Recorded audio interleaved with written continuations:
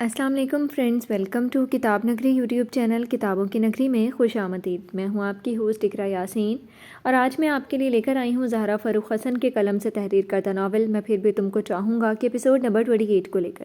اس episode کو start کرنے سے پہلے آپ جلدی سے کر لیجئے ہمارے چینل کو سبسکرائب، ویڈیو کو لائک اور کلک کر لیجئے بیل آئیکن کو۔ اب آتے ہیں ایپیسوڈ کی جانب۔ نصیب آزمانے کے دن آ رہے ہیں، قریب ان کے آنے کے دن آ رہے ہیں، جو دل سے کہا ہے جو دل سے سنا ہے، سب ان کو سنانے کے دن آ رہے ہیں۔ ابھی سے دل و جاں سرے راہ رکھ دو کہ لٹنے لٹانے کے دن آ رہے ہیں۔ ٹپکنے لگی نگاہوں سے مستی، نگاہیں چرانے کے دن آ رہے ہیں۔ صبا پھر ہمیں پوچھتی پھر رہی ہے، چمن کو سجانے کے دن آ رہے ہیں۔ گہرے آبی آسمان سے اترتی شب سفید چادر میں لپٹی فضاؤں کو بھی اپنے مقدس رنگ میں لپیٹ کر روشن تھی۔ ہلکی ہلکی ہواؤں کے ساتھ آہستہ آہستہ دھن پر رقص کرتے پتے ہوا کے سنگ ڈول رہے تھے۔ آسمان سے لے کر زمین کے فرش تک بچھی سفید چاندنی کی تاثیر ٹھنڈک لیے ہوئی تھی۔ اس رات میں آج سب کچھ نیا سا لگ رہا تھا، سب کچھ شاد سا، ساری فضائیں دلوں میں محبت کے گیت چھیڑتی محسوس ہو رہی تھیں۔ یہ رات چپکے چپکے اسے محبوب کے خیالوں میں کھونے میں چھیڑنے پر آمادہ سی تھی۔ ہولے ہولے رات میں کھلنے والے پھولوں سے معطر ہوائیں بار بار اس کے بالوں کو شوخی سے چوم کر بکھرا جاتی یا بالائی سے گالوں کا چپکے سے بوسہ لے لیتی، اور وہ ہواؤں کی اٹکیلیوں سے بے خبر آسمان پر چمکتے چاند کو دیکھتی اپنے محبوب کے ساتھ کسی ایک سہانے خوابناک سفر پر گامزن تھی۔ کالی آنکھیں محبت کے نشے سے چور، گلابی رت جگے بھرے مدہوش سی خوابوں کی ہی دنیا میں گم تھی کہ تبھی جانی پہچانی پرفیوم کی مہک اس کے ارد گرد اپنا جادو بھرا حصار باندھنے لگ گئی۔ انم نے محبوب کے تصور میں ہی لرزاں خیالات سے ابھر کر گہری سانس بھری۔ وہ پھر سے اپنی تمام تر حس سے مصطفیٰ کو اپنے ارد گرد محسوس کر رہی تھی کہ یہاں کیوں بیٹھی ہو؟ خوشبو نے پوچھا اور انم بری طرح سے چونکی، خیالوں کی باغ ڈور ہاتھوں سے چھوٹی اور حقیقت کی دنیا میں آتے ہی وہ ہڑبڑا کر اپنی جگہ سے اٹھی تھی، اور وہ جو پورچ ریلنگ پر آرام سے ٹک کر بیٹھی ہوئی تھی اسے گھبراہٹ میں پیچھے لان میں ہی الٹ جاتی کہ مرتضیٰ نے اس سے بھی تیزی سے انم کا بازو دبوچ کر اسے سنبھال لیا، لیکن اسے سنبھالنے میں مصطفیٰ خود بھی جھک گیا تھا۔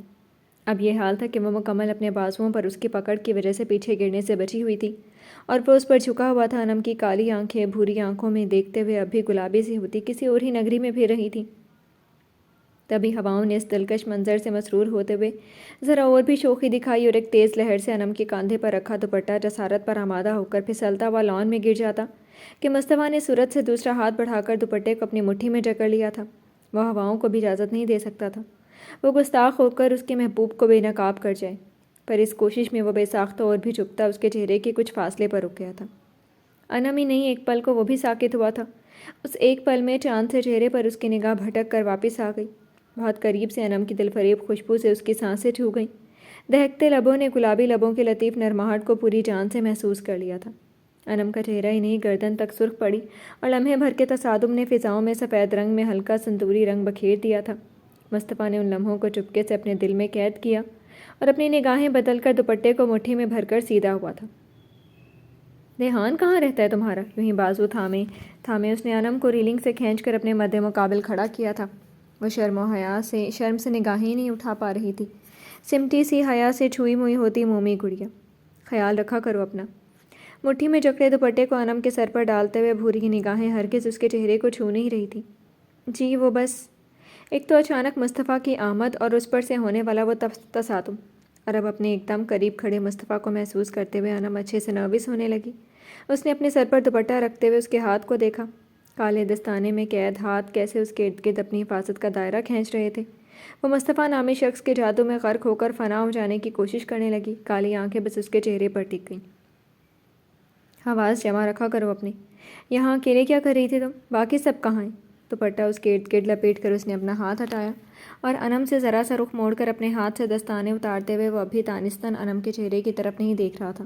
اس لمحے بھر میں اس کی نگاہیں سیراب ہو چکی تھیں۔ اب اور کی خواہش کی تو گنہگار ہو جائے گا، اس لیے اپنے دل اور نگاہ دونوں کو قابو میں کر لیا تھا۔ دعا ڈرامے دیکھ رہی ہے اور مرتضیٰ واسق پتہ نہیں بیڈ روم میں گھسے کیا کر رہے ہیں۔ اپنے دوپٹے کو اپنی مٹھیوں میں جکڑ کر اس کے سوالوں کے جواب دیتے ہوئے وہ چپکے چپکے اسے دیکھ بھی رہی تھی۔ وہ دستانے وہیں رکھے ٹیبل پر رکھ کر اب اپنی آستینوں کو کوہنی تک چڑھا رہا تھا۔ بے وقت اور بے موقع اور بے اشارہ وہ آ چکا تھا، اور آتے ہی ساتھ قدرت اسے مصطفیٰ کے اتنے قریب کر دے گی یہ کہاں سوچا تھا انم نے۔ اس کا دل اب تک اس دلکش حادثے کے احساس سے زور زور سے دھڑکتا اپنے دید کی پیاس بھی بجھا رہا تھا۔ اس رات کے بعد وہ اب اسے دیکھ رہی تھی۔ یزدان کے حکم کے مطابق وہ صبح مرتضیٰ کے ساتھ نہیں آ پائی تھی، امی نے اسے آنے ہی نہیں دیا تھا، لیکن آخرکار خالہ کے بہت اصرار پر وہ آ ہی گئی، اور اب جو اسے دیکھ لیا تو کیسے نگاہیں سکون بھرا جام نوش کر رہی تھی۔ جب تک مصطفیٰ اس کے سامنے ہے وہ ہر پل بس اسے دیکھتے ہوئے سانس لینے کی خواہش کر رہی تھی۔ اس کی سانسیں تھم تھم کر چلتی الفت کے سارے مزے سے لبریز بس اس کے دیدار سے اس لمحے میں جی رہی تھی۔ بس یہی دیدار حاصل زیست تھا۔ عشق سے طبیعت نے زیست کا مزہ پایا، درد کی دوا پائی، درد بے دوا پایا۔ دل نے لہک کر شعر پڑھا اور نگاہیں محبوب کے ہر انداز کی بلائیں لینے لگیں۔ بلیک جینس پر بلیک ہی شرٹ۔ انم نے اکثر راتوں میں مصطفیٰ کو گھر واپسی پر اسی لباس میں دیکھا تھا، اور انم کا دل کہتا تھا اس سے کہہ دے وہ بلیک کلر نہ پہنا کرے، ورنہ دل بے قابو کہیں ہوش ہی نہ کھو دیا کرے۔ کیا کسی پر اس طرح بلیک کلر جچتا ہوگا جیسے اس کے پتھر ہیرو پر جچتا تھا؟ بلکہ بلیک کلر ہی کیا، وہ تو جو رنگ پہن لے وہ اس پر سج کر خود مغرور ہو جاتا تھا۔ انم کی نگاہیں جو چپکے چپکے اس پر ٹک رہی تھیں وہ بے خود ہو کر اب مصطفیٰ کے چہرے پر ہٹنے سے انکاری ہو چکی تھیں۔ بیٹھ جاؤ۔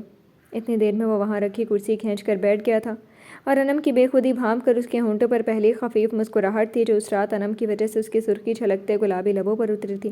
یہ خفیف مسکراہٹ انم کے دل کی دنیا ہی تباہ کر گئی تھی۔ سلیقے سے بنی ہوئی مونچھوں کے نیچے اس کے سرخی مائل گلابی لب۔ بیٹھ جاؤ انم، وہ ایک بار پھر بولا، اور انم جیسے خواب سے جاگ گئی۔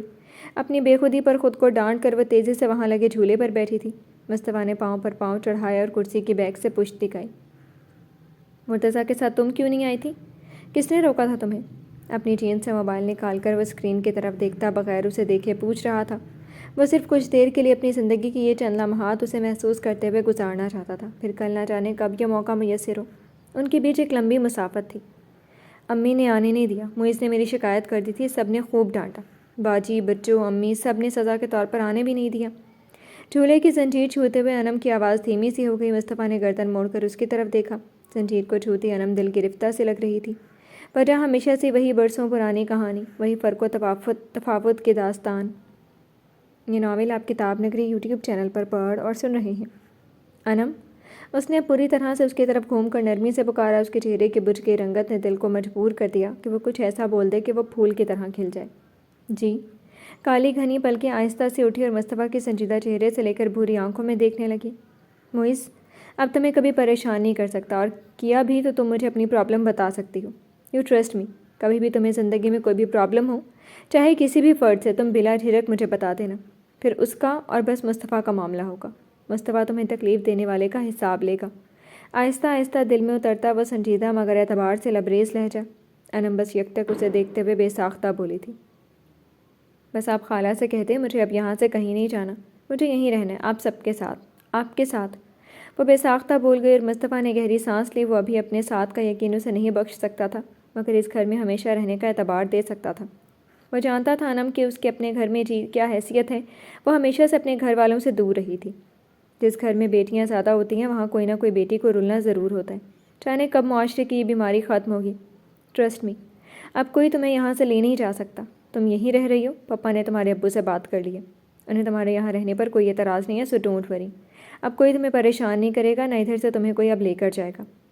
کوئی نہیں تو کوئی نہیں، تم یہیں رہو گی، یہ میرا وعدہ ہے، اس نے نرمی سے کہتے ہوئے جیسے انم کی ساری مشکلات دور کر دی تھیں۔ مصطفیٰ نے کہہ دیا تو اب کسی کی کیا مجال جو انم کو یہاں سے لے جائے، یعنی وہ اس ذہنی عذاب سے بھی اب بچ گئی۔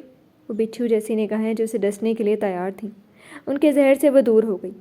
انم ایک دم سے کھل گئی، کالی آنکھیں جگمگا سی گئی اور مصطفیٰ کے دل میں یہاں سے وہاں تک سکون کی لہر دوڑ گئی۔ آپ میرے بیسٹ ہیرو ہیں، بے ساختہ بول کر ایک دم سے وہ بری طرح سے جھینپ گئی۔ زبان دانتوں تلے دبا کر اس نے اپنے ہاتھوں کا مسئلہ۔ مصطفیٰ بھی اس کی بے ساختگی پر حیران ہوا، پھر سر جھٹک کر اٹھنے ہی لگا تھا کہ اس کی نگاہ لان سے دوڑ کر آتے بلی پر پڑی۔ ایک نئی بلی دیکھ کر وہ ٹھٹکا تھا۔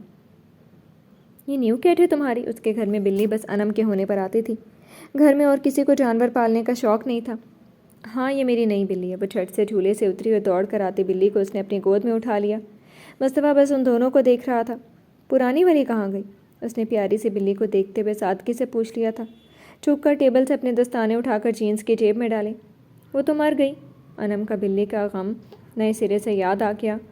کالی آنکھیں بھیگی اور مصطفیٰ کو یہ آنسو دنیا کے سب سے برے آنسو لگے تھے۔ تو اس میں رونے کی کیا بات ہے؟ سب کی ایک عمر ہوتی ہے، بدلے میں تم پھر سے روڈ سے کوئی نہیں اٹھا لائی۔ بٹ کیوٹ ہے تمہاری کیٹ۔ وہ بولتا ہوا ٹیبل کے گرد سے گھوم کر انم کی طرف آ گیا۔ گود میں دب کی چھوٹی سی بلی اپنی چمکتی آنکھوں سے دیکھ رہی تھی۔ آپ کو کیوٹ لگی میری یوزی؟ وہ ایسے خوش ہوئی جیسے اس نے بلی کی نہیں اس کی تعریف کی ہو۔ معصوم سا تاثر۔ اوزی، نائس نیم۔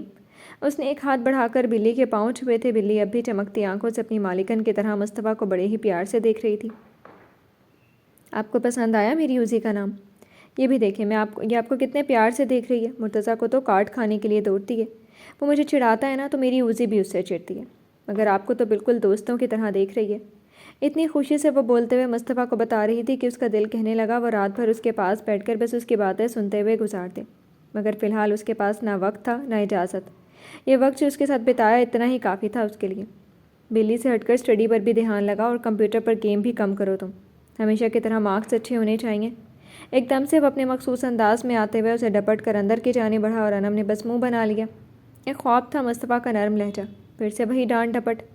اندر چلو، اب ساری رات یہیں کھڑے رہنا ہے۔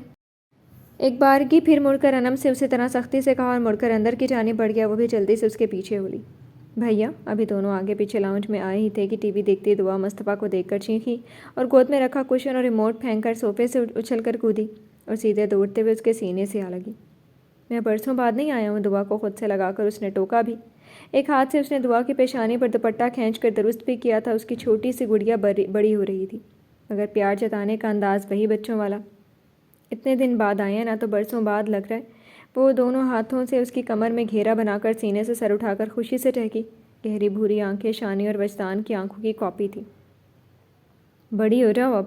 مصطفیٰ نے سر پر ہلکے سے اسے چپت بھی لگا دی۔ دعا ہنس کر پھر سے اس سے کس کر لپٹی اور پھر الگ ہو کر بازو تھام کر پیار سے پوچھا، بھیا کھانا دوں یا کافی؟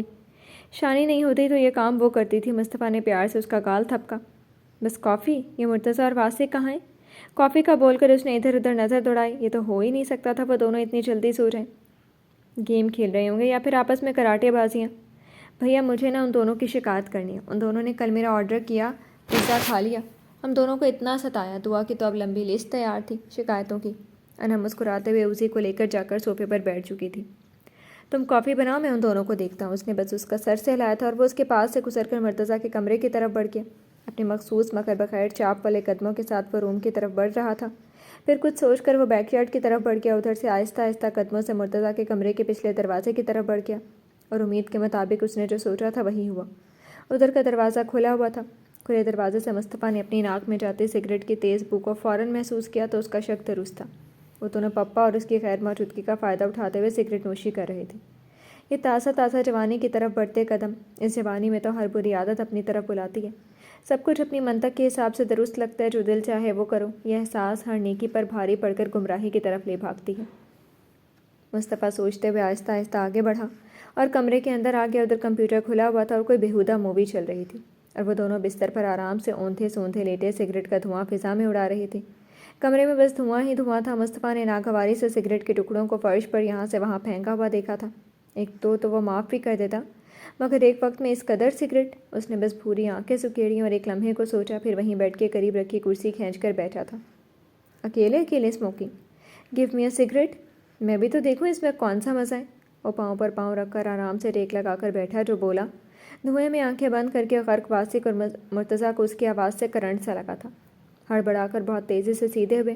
دونوں نے ہی برق کی تیزی سے اٹھ کر کرسی پر بیٹھے مصطفیٰ کو دیکھا اور پھر ڈر اور شرمندگی سے ان کے رنگ ہی اڑ گئے۔ بہت تیزی سے وہ بستر سے اترے، ہاتھ میں لیا ہوا سگریٹ اس سے بھی تیزی سے فرش پر پھینک کر قدموں تلے روندا۔ مرتضیٰ نے مشینی انداز میں روم کی کھڑکیاں کھولی تاکہ دھواں نکلے اور واسق سگریٹ کے ڈبے کو جمع کرنے لگا۔ ادھر کھڑکی کھلی اور پھر خیال کمپیوٹر پر چلتی مووی کا آیا۔ مرتضیٰ بہت تیزی سے کمپیوٹر کی طرف بڑھا تھا تاکہ وہ مووی بند کر دے، جس نے بھی ان دونوں کو مصطفیٰ کے سامنے شرمندگی کے دریا میں غرق کرنے کے لیے بولڈ سین دکھانا شروع کر دیا تھا۔ ادھر مصطفیٰ بس اپنے ہونٹوں پر ایک انگلی موڑ کر رکھے ان دونوں کو تیزی دیکھ رہا تھا۔ جب سارے کام ہو گئے تو وہ دونوں ہی ہاتھ باندھ کر سر جھکا کر اس طرح کھڑے ہو گئے یعنی اب وہ چاہے تو ڈانٹ لے یا تو چاہے جوتے مار لے، وہ اب تیار ہیں۔ اس نے بس دونوں کی شکل باری باری دیکھی۔ ابھی مصطفیٰ کچھ کہتا کہ دروازے پر دستک ہوئی۔ دعا کافی لے کر آ گئی ہوگی، اسے ان دونوں کی شامت بنتا دیکھنے کی جلدی ہوگی۔ مرتضیٰ دروازہ کھولنے بڑھتا کہ میں کھولتا ہوں۔ وہ تیزی سے کرسی چھوڑ کر اٹھا تھا۔ دونوں کو باری باری سرد نگاہوں سے دیکھتے ہوئے دروازے تک آ کر اس نے دروازہ کھول دیا۔ دروازے پر دعا ہی نہیں انم بھی تھی، شرارت سے چمکتی آنکھیں اور سنجیدہ بننے کی کوشش۔ بھیا کافی؟ دعا کی آنکھیں چمک رہی تھی اور انم اس کے کاندھے سے جھانک کر ان دونوں کی کوشش میں تھی۔ دیکھیے کیا حال ہے ان دونوں کے، منہ وہ سوجے کہ نہیں، مگر تھینکس، جاؤ جا کر سو جاؤ تم دونوں، بہت رات ہو گئی ہے۔ مصطفیٰ نے کافی ہاتھ سے لی اور دعا اور انم سے کہہ کر دوبارہ دروازہ بند کرتے ہوئے وہ پھر سے اپنی چھوڑی ہوئی کرسی پر آ کر بیٹھ گیا۔ ان دونوں کی پوزیشن میں کوئی فرق نہیں آیا تھا، اسی طرح سر جھکائے وہ بس اس کی ڈانٹ یا کوئی عجیب و غریب سزا کے منتظر تھے۔ مصطفیٰ کافی کا مگ لے کر دوبارہ کرسی پر بیٹھا۔ کب سے اسموکنگ کر رہے ہو تم دونوں؟ کافی کا سپ لیتے ہوئے باری باری دونوں کے چہرے پر نگاہیں بھی ڈال رہا تھا جن کے چہرے پر شرمندگی گھلی ہوئی تھی۔ 1 منتھ سے، جھوٹ بولنا بیکار ہی تھا، تو سچ ہی بتا کر سر اوڑھ چکے مصطفیٰ نے ایک بڑا سا گھونٹ لے کر مزیدار کافی کا مزہ لیا۔ اوہ، میرے جانے کا ویٹ کر رہے تھے تم دونوں کہ ادھر میں گھر سے نکلوں، ادھر تم دونوں کو موقع مل جائے سگریٹ آزمانے کا۔ ویسے بتانا پسند کریں کہ کس کو دیکھ کر دل میں یہ خواہش پل رہی تھی؟ ایک ایک گھونٹ کافی کو حلق میں انڈیلتے ہوئے آواز سادہ تھی، مگر کڑی نگاہیں ان کو دیکھ رہی تھیں، جانچ رہی تھیں۔ یہ نگاہیں اندر تک حال جان لینے والی تھیں۔ یہ ناول آپ کتاب نگری یوٹیوب چینل پر پڑھ اور سن رہے ہیں؟ نہیں بھیا، کسی کو دیکھ کر نہیں، بس یہ واسق نے بولا چکھ کر دیکھتے ہیں مزہ کیسا ہے، تو میں نے بھی کہا ایک بار پی کر چھوڑ دیں گے، بس ٹرائی کر لیتے ہیں۔ مرتضیٰ نے تو جلدی جلدی میں پوری کہانی سنا دی۔ واسق نے بس ایک نگاہ اسے گھورا تھا، اس کو ساری کہانی سنا کر ڈانٹ کھانے کا بڑا شوق تھا۔ دیٹس گریٹ، اس نے ایک بڑا گھونٹ لیا اور ہاتھ بڑھا کر خالی مگ رکھ دیا، مگر یہ دیٹس گریٹ پر ان دونوں نے سوچا گریٹ تو بھیا جی کی سزا ہوگی۔ تو ایک بار کش لیا، پھر دونوں کو احساس ہوا کہ اب ہم جوان ہو گئے ہیں اور کیسا جوانی بھرا فیل ہو رہا ہے۔ پھر سوچا گھر والوں سے چھپ کر اسموکنگ کرنے میں حرج ہی کیا ہے، آخر پپا بھی تو اسموکنگ کرتے ہیں، کیوں؟ اس نے تو بولتے ہوئے ان دونوں کی وہی سوچ دہرا دی جو ان دونوں نے پہلی بار دوستوں کے ساتھ سگریٹ پیتے ہوئے محسوس کیا تھا۔ جی، واسق اور مرتضیٰ نے ایک دوسرے کی شکل دیکھی اور پھر شرمندگی سے سر کھجلایا۔ مصطفیٰ نے بس لب بھینچے۔ پہلے پپا جیسے بند تو جاؤ، پھر ان کی طرح اسموکنگ بھی کر لینا۔ پر پپا نے آج تک ہم سب کے سامنے کبھی سگریٹ نوشی نہیں کی، پھر تم دونوں نے کیوں کرنے کی سوچی، وہ بھی اتنی تعداد میں؟ اس کی بھوری آنکھیں مرتضیٰ اور واسق کو چھید رہی تھی، مگر چہرہ سنجیدہ تھا۔ بس شوق ہوا تھا بھیا، پپا تو مما کی وجہ سے نہیں کرتے نا۔ مرتضیٰ شرمندگی میں بھی بولے جا رہا تھا، پر واسق کی زبان چپ سی تھی، ویسے بھی وہ مرتضیٰ کے مقابلے میں سنجیدہ تھا۔ شانی کو سگریٹ کی بو سے الرجی ہے، تو اس لیے وہ اسموکنگ نہیں کرتے، اور آج تک پپا نے بس سگریٹ جب وہ پریشان ہوتے ہیں تو یوز کی ہے۔ تم دونوں کو کون سی آفت پڑ گئی کہ سگریٹ کی طلب محسوس ہوئی؟ پپا کا فارمولا تھا کہ زندگی میں کبھی وقت گزارنے کے لیے ان سب چیزوں کا سہارا لے لیں، مگر زندگی ان کے سہارے سے نہیں گزرنی چاہیے۔ تو آپ دونوں کا کیا کرنا ہے؟ وقت گزارنے کے لیے چاہیے کہ وقت ان کے سہارے سے گزرے؟ طنز کا بھیگا ہوا جوتا سر پر پڑا اور ایک دوسرے کی شکل دیکھ کر دونوں نے مصطفیٰ کو دیکھا۔ اس پر واسق سنجیدگی سے بولا، سوری بھیا، یہ لاسٹ ٹائم تھا، بس سب فرینڈس نے فورس کیا تو کل کو فرینڈس ڈرنک کرنے کے لیے کہیں گے تو وہ بھی شوق کی شوق میں کر لی جائے گی۔ واسق کی بات پوری ہونے سے پہلے مصطفیٰ نے سوال کیا۔ نہیں بھیا، شراب نہیں، ہم حرام کام کیوں کریں گے؟ مرتضیٰ اور واسق نے تیزی سے کردہ نفی میں ہلائی اور مصطفیٰ نے بس سر جھٹکا۔ حرام کام سے دور رہنے کے لیے مضبوط قوت ارادہ ہونا چاہیے، ورنہ لوگوں کے کہنے سننے پر بہت چھوٹے بڑے گناہ انسان آنکھیں بند کر کے انجام دیتے ہیں، اور انہیں پتہ بھی نہیں چلتا۔ وہ سنجیدگی سے اب ان دونوں کو سمجھا رہا تھا اور وہ دونوں دل سے سن بھی رہی تھی۔ میری ایک بات یاد رکھنا، تم دونوں لوگوں کی باتیں ہمیشہ سے غلط یا صحیح راہ پر تمہیں لے جانا چاہیں گی، مگر تمہاری عقل کیا کہتی ہے، تمہارا وجدان تمہیں کس راہ پر بلا رہا ہے، یہ سب سے زیادہ اہمیت رکھتا ہے۔ ایک وقت ایسا ضرور آتا ہے جب دل و دماغ دونوں ہی غلط راہ دکھا سکتے ہیں، تو ہمیشہ اپنے ضمیر کی آواز سننا۔ جس نے اپنے اندر موجود ضمیر کی آواز سنی نا، وہ کبھی راہ راست سے بھٹکتا نہیں ہے۔ اس کی آواز دھیمے دھیمے سے ان دونوں کے دل کو چھو رہی تھی۔ مجھے سگریٹ پینے پر اعتراض نہیں، مگر تم دونوں کی فکر ہے، جوانی دھوئیں کے گولے میں اڑانے کا نام نہیں ہے۔ ہمیں زندگی صرف اس لیے نہیں ملی کہ سویا پیا کھایا اور پیسہ کما کر آزادی سے ہر کام کیا اور مر گئے۔ اللہ تعالیٰ نے ہمارا خلق ایک ہدف کے لیے کیا ہے تاکہ ہم کمال تک پہنچ سکیں۔ ایک ہے ہدف، بے سبب جینے کا کیا فائدہ؟ وہ ذرا دیر کے لیے تھما۔ میری نصیحت اگر فائدہ مند لگے اور قبول ہو تو بس آخری بات۔ وہ سنجیدگی سے بولتے ہوئے کرسی پیچھے کھسکا کر اٹھ کھڑا ہوا۔ واسق اور مرتضیٰ اس کی شکل دیکھنے لگے۔ تم لوگ سگریٹ پیو، مووی دیکھو، کچھ بھی کرو، میں روک ٹوک نہیں لگاؤں گا، مگر بس اتنا بول دیتا ہوں، میرے پاس تم سب کے لیے کوئی جگہ نہیں، کیونکہ مجھے دنیاوی محبت سے میں گرفتار نوجوانوں کی ضرورت نہیں ہے، جن کے ارادے دوستوں کے کہنے پر ٹوٹ جائیں، جنہیں دھوئیں میں غرق ہو کر مزہ آئے، جنہیں بےہودہ فلموں سے لذت ملے، وہ میرے سپاہی نہیں ہو سکتے۔ اس کی آواز کی سختی اور آنکھوں کی سرد کاٹ نے دونوں کے سر پر بجلی سی گرا دی تھی۔ ولف کے ساتھ کام کرنا صرف شوق نہیں تھا، ان کا مقصد زندگی تھا، اور اگر یہ کام چھینا تو پھر سب لا حاصل۔ Sorry wolf, I am sorry, اب کبھی ایسا نہیں ہوگا، پلیز ہمیں اپنی ٹیم سے مت نکالیے گا۔ دونوں ہی تیزی سے آگے بڑھے اور ندامت سے اس کا بازو تھام کر معافی مانگ رہے تھے، منتیں کر رہے تھے۔ مصطفیٰ نے بس ان کی آنکھوں میں دیکھا، اب کبھی واسق اور مرتضیٰ اس کی نصیحت بگولیں گے نہیں۔ تم دونوں کی سزا یہ ہے کہ 1 ویک تک تم دونوں میرے ساتھ نہیں، شاکر کے ساتھ پریکٹس کرو گے، اور اپنے ڈیفینس بس شاکر یوز کرے گا، تم دونوں نہیں۔ وولف نے ان دونوں کو سزا سنائی اور اپنا بازو ان دونوں کے ہاتھوں سے چھڑوا کر تیزی سے روم سے نکل گیا۔ پیچھے واسق اور مرتضیٰ کا صدمے سے منہ ہی کھل گیا۔ شاکر بہت تیزی سے ماہرانہ داؤ پیچ یاد کر چکا تھا اور اس کے ساتھ پریکٹس کے وقت کسی بھی دفاعی کارروائی کے بغیر تو وہ تھوبڑا ہی بگاڑ دے گا۔ دونوں نے ایک دوسرے کی شکل دیکھی اور پھر دونوں بیڈ پر ڈھیسے گئے تھے۔ یہ ناول آپ کتاب نگری یوٹیوب چینل پر پڑھ اور سن رہے ہیں۔ رات دھیرے دھیرے گزر رہی تھی، پر کمشنر بچتان کے بنگلے میں ہنگامے اب بھی سرد نہیں ہوئے تھے۔ ادھر لاؤنج میں سب جماعت اپنی مہندی کے ڈیزائن ایک دوسرے کے ہاتھ میں بنانے میں مگن و مست اور سرشار تھے۔ شادی والے گھر میں جو ایک شاد و فرح بھری لہریں ہر طرف اٹھتی ہیں، وہ اس وقت گھر کے در و دیوار پر چھائی ہوئی تھی۔ دعا اور صبا کو مہندی لگانے والیاں ان کے روم میں مہندی لگا رہی تھیں۔ لاؤنج کے صوفے پر بیٹھی سعدیہ بیگم آرام سے نیم دراز چند خواتین کے ہمراہ محو گفتگو تھی۔ شانی بھی نیچے فرش پر لگے میٹرس پر بیٹھی اپنے ساتھ بیٹھی انم کے ہاتھوں میں لگتی مہندی دیکھ رہی تھی۔ سب کے اصرار پر انم کو بھی مہندی لگوانی پڑ رہی تھی۔ کچھ کام ایسے ہوتے ہیں جنہیں دل انکاری ہو یا مجبور اسے انجام دینا ہی پڑتا ہے۔ یہ گھر اس کا تھا، یہاں کے مکین سب اس کے اپنے تو منہ بنا کر یا خود کو اداس ظاہر کر کے وہ دوسروں کے سامنے اپنوں کا مذاق نہیں بنوا سکتی تھی۔ اس پر سے ابھی جو مہمان موجود تھے وہ خاص طور پر اس کے ہر انداز و اطوار کو زیر نظر رکھے ہوئے تھے۔ سب کو یہ جاننے کی خواہش تھی کہ یزدان جیسا سخت مزاج شخص کے ساتھ اس کا گزارا کیسے ہو رہا ہے، تو وہ کیسے اپنے آپ کو خوش نہ دکھائے۔ حقیقت تو یہی تھی کہ یزدان کے ساتھ وہ ہفتے اقلیم کی دولت پا چکی تھی۔ اس کے جیسا خوش نصیب شاید ہی کوئی ہو۔ بس ابھی دعا کی وجہ سے وہ اپنے یزدان سے ناراض تھی، مگر یہ اس کا اور یزدان کا اپنا پرسنل جھگڑا تھا۔ سب کو کیوں جتلانا، اس لیے وہ فی الحال سارا معاملہ اللہ پر چھوڑ کر بھرپور انجوائے کر رہی تھی۔ اے انم، سنا تمہاری طبیعت خراب ہو گئی تھی؟ سعدیہ بیگم نے اچانک یہ پوچھ لیا اور انم نے گڑبڑا کر ان کی طرف پھر شانی کی طرف دیکھا۔ آپ کیا کریں؟ خالہ پلیز آپ سنبھالیں۔ انم کی آنکھوں میں صاف سے یہ گزارش تھی۔ ویسے بھی وہ شانی کو اپنی طرف سے مطمئن کر چکی تھی۔ گول گپے کھا کر ایسا ہوا تھا مما جان، اتنا منع کرتی ہوں مت کھایا کرے، مگر مانتی ہی نہیں ہے۔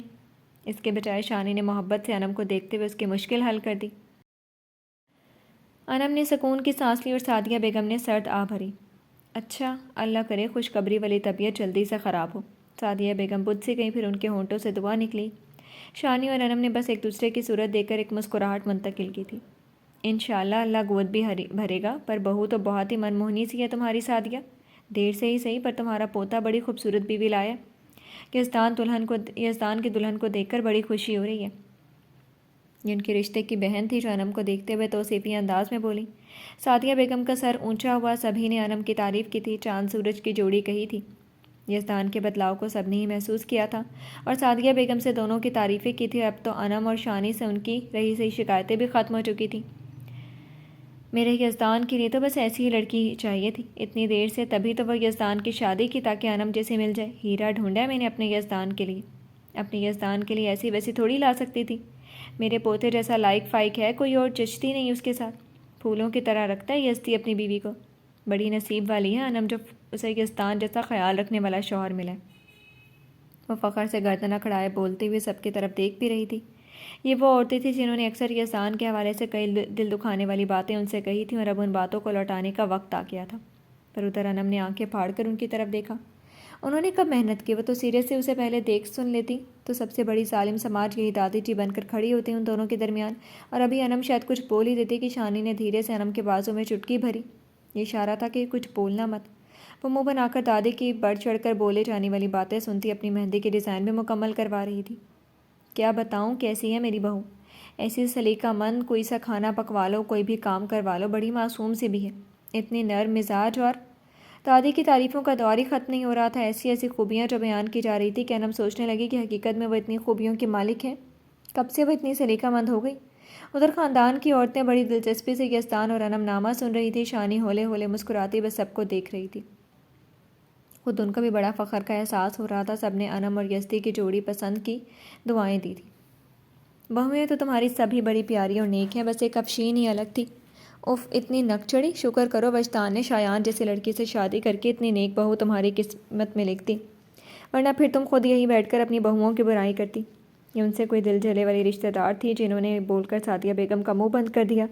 سعدیہ بیگم نے گھور کر اپنے رشتہ دار کو دیکھا۔ یہ رشتے میں ان کی بھابھی لگتی تھی اور اس نے تو بہت ہی انہیں افشین اور اجلال کے متعلق باتیں سنائی ہیں۔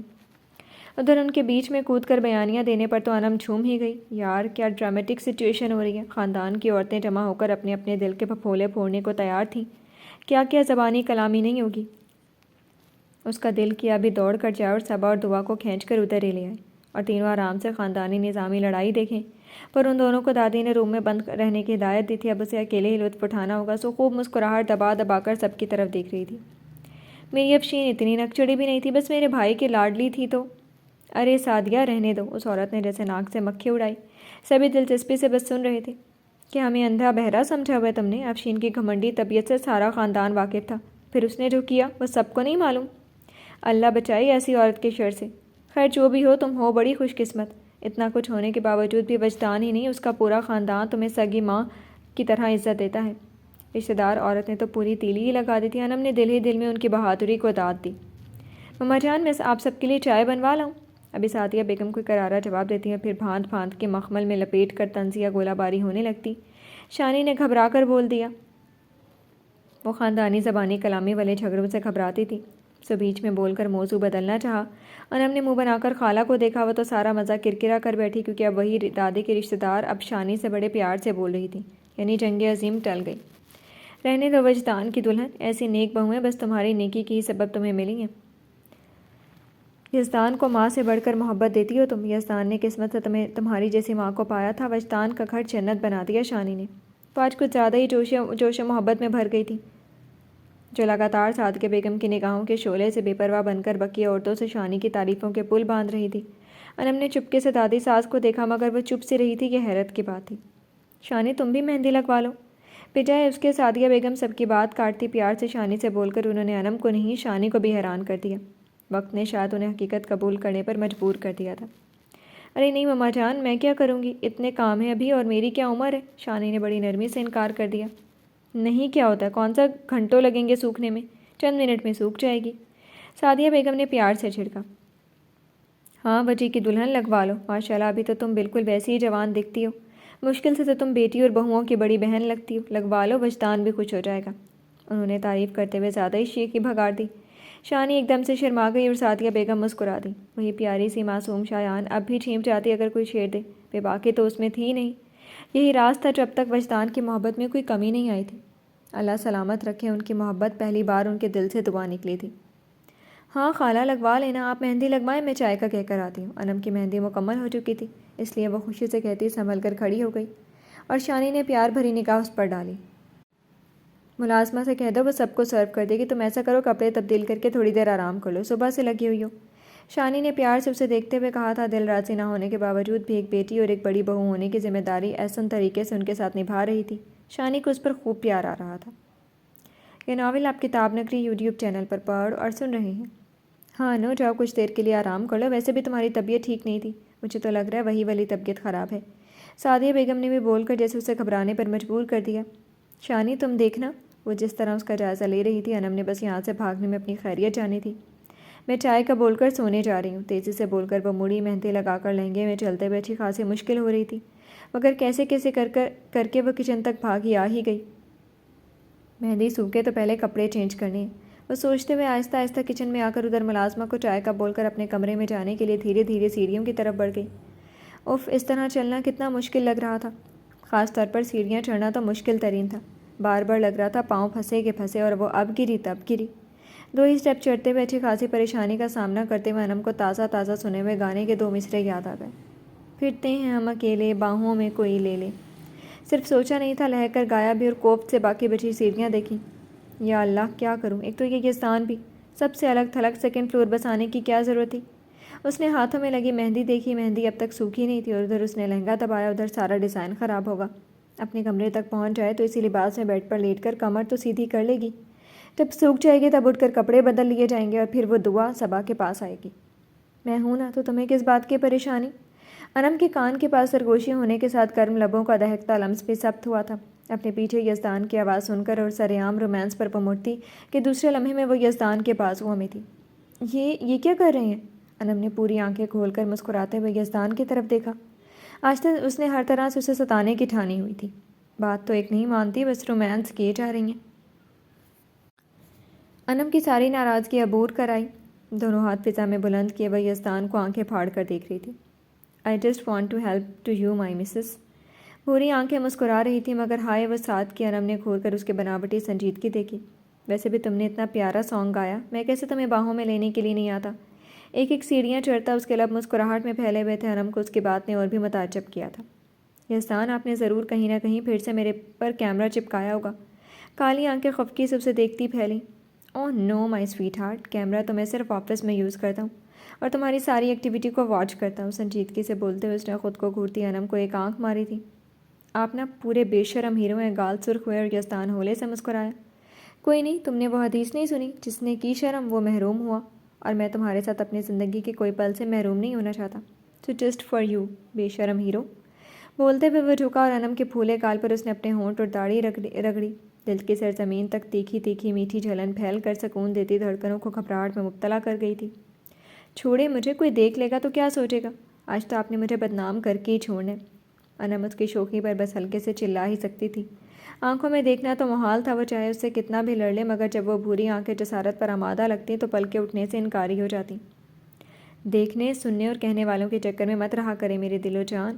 اس وقت تمہیں میری ضرورت تھی تو میں نے پوری کر دی، تم بدلے میں مجھے خوش کر دینا۔ اس کے کان میں ہولے ہولے سرگوشی کرتے ہوئے اس نے پھولوں کے ساتھ کھلی ملی مسحور کن خوشبو کو سانسوں میں اتارا اور سیدھے ہوتے ہوئے وہ پھر سے سیڑھیاں طے کرنے لگا۔ یزدان کو کچھ دیر میں نکلنا تھا، اس لیے وہ کچھ دیر کے لیے ہر قسم کی ٹینشن سے دور رہنا چاہتا تھا۔ انم اس کے لیے باعث سکون تھی، دل کی راحت تھی، روح تک کی سرشاری۔ جی نہیں، کوئی خوشی نہیں دینی۔ ایک تو میں ناراض بھی ہوں اور مجھے شرم بھی آ رہی ہے یزدان، ادھر اوپر سب لوگ بھی تو ہیں، پپا، مرتضیٰ، آپ کا شاکر۔ پلیز یزدان، بس میرا لہنگا پکڑ لے، میں آرام سے چل لوں گی۔ آواز منت آمیز ہوئی اور اس نے چہرہ گھما گھما کر دیکھنا شروع کر دیا، کہیں کوئی دیکھ تو نہیں رہا۔ فی الحال ابھی دور دور تک کوئی نظر نہیں آ رہا تھا۔ ٹینشن فری رہیں مسز، ادھر کوئی نہیں، سب ادھر گیسٹ روم میں ہے یا پھر مرتضیٰ کے روم میں۔ یہی تو فائدہ ہے میرا سب سے الگ تھلگ سیکنڈ فلور پر رہنے کا۔ رومانس کے بیچ کوئی خلل نہیں۔ یزدان نے مسکراتے ہوئے جھک کر اس کی ناک سے اپنی ناک رگڑی۔ اس کی بات نے تو انم کی ساری مشکل ہی دور کر دی۔ وہ آرام سے اس کے بازوؤں میں محسوس کرنے لگی۔ کوئی نہیں ہے تب ٹھیک ہے، پر جلدی لے چلیں نا، کوئی دیکھ نہ لیں تب تک۔ کتنے سلو چل رہے ہیں، جلدی چلیں، مجھے ڈریس چینج کر کے آرام بھی کرنا ہے۔ اطمینان کا اظہار کرتے ہوئے دھڑا دھڑ آرڈر دینا شروع ہوا۔ ساتھ ہی وہ یزدان کو خفگی سے دیکھ رہی تھی۔ اس کے آرڈر پر یزدان نے بھویں سے اکیڑ کر اسے دیکھا۔ اپنے وزن سے زیادہ تو بھاری لباس پہنا ہے تم نے، بھاری ہو رہی ہو تم یار، اتنا بھاری بھرکم ڈریس پہن کر چل پھر کیسے لیتی ہو تم لوگ؟ سیڑھیاں تمام ہوئی اور کمرے تک جانے والی راہداری میں گزرتے ہوئے وہ مسلسل مسکرا رہا تھا، بہت آرام سے۔ شادی بیاہ میں ایسی ہی ڈریسز اچھے لگتے ہیں، آپ کی طرح نہیں کہ بس وہی فارمل ڈریس۔ اتنے پیار سے کرتا شلوار لائی تھی آپ کے لیے اور آپ نے پہنا بھی نہیں۔ انم کی ناراضگی میں ایک اور بات کا اضافہ ہوا تھا۔ دونوں ہاتھ اس طرح اس کی گردن میں باندھے ہوئے تھے کہ مہندی خراب نہ ہو۔ مجھے اس ڈریس میں کمفرٹیبل ہوتا ہوں، اور وہ کرتا شلوار سمپل نہیں تھا، مجھے نہیں پسند۔ باتیں کرتے ہوئے وہ اپنے کمرے تک پہنچ گئے تھے۔ پر مجھے بہت پسند ہے، جیسے آپ کو میرا یوں سجنا سنورنا پسند ہے۔ کب سے گھوم رہے تھے کہ موقع ملے اور گود میں اٹھا لیں۔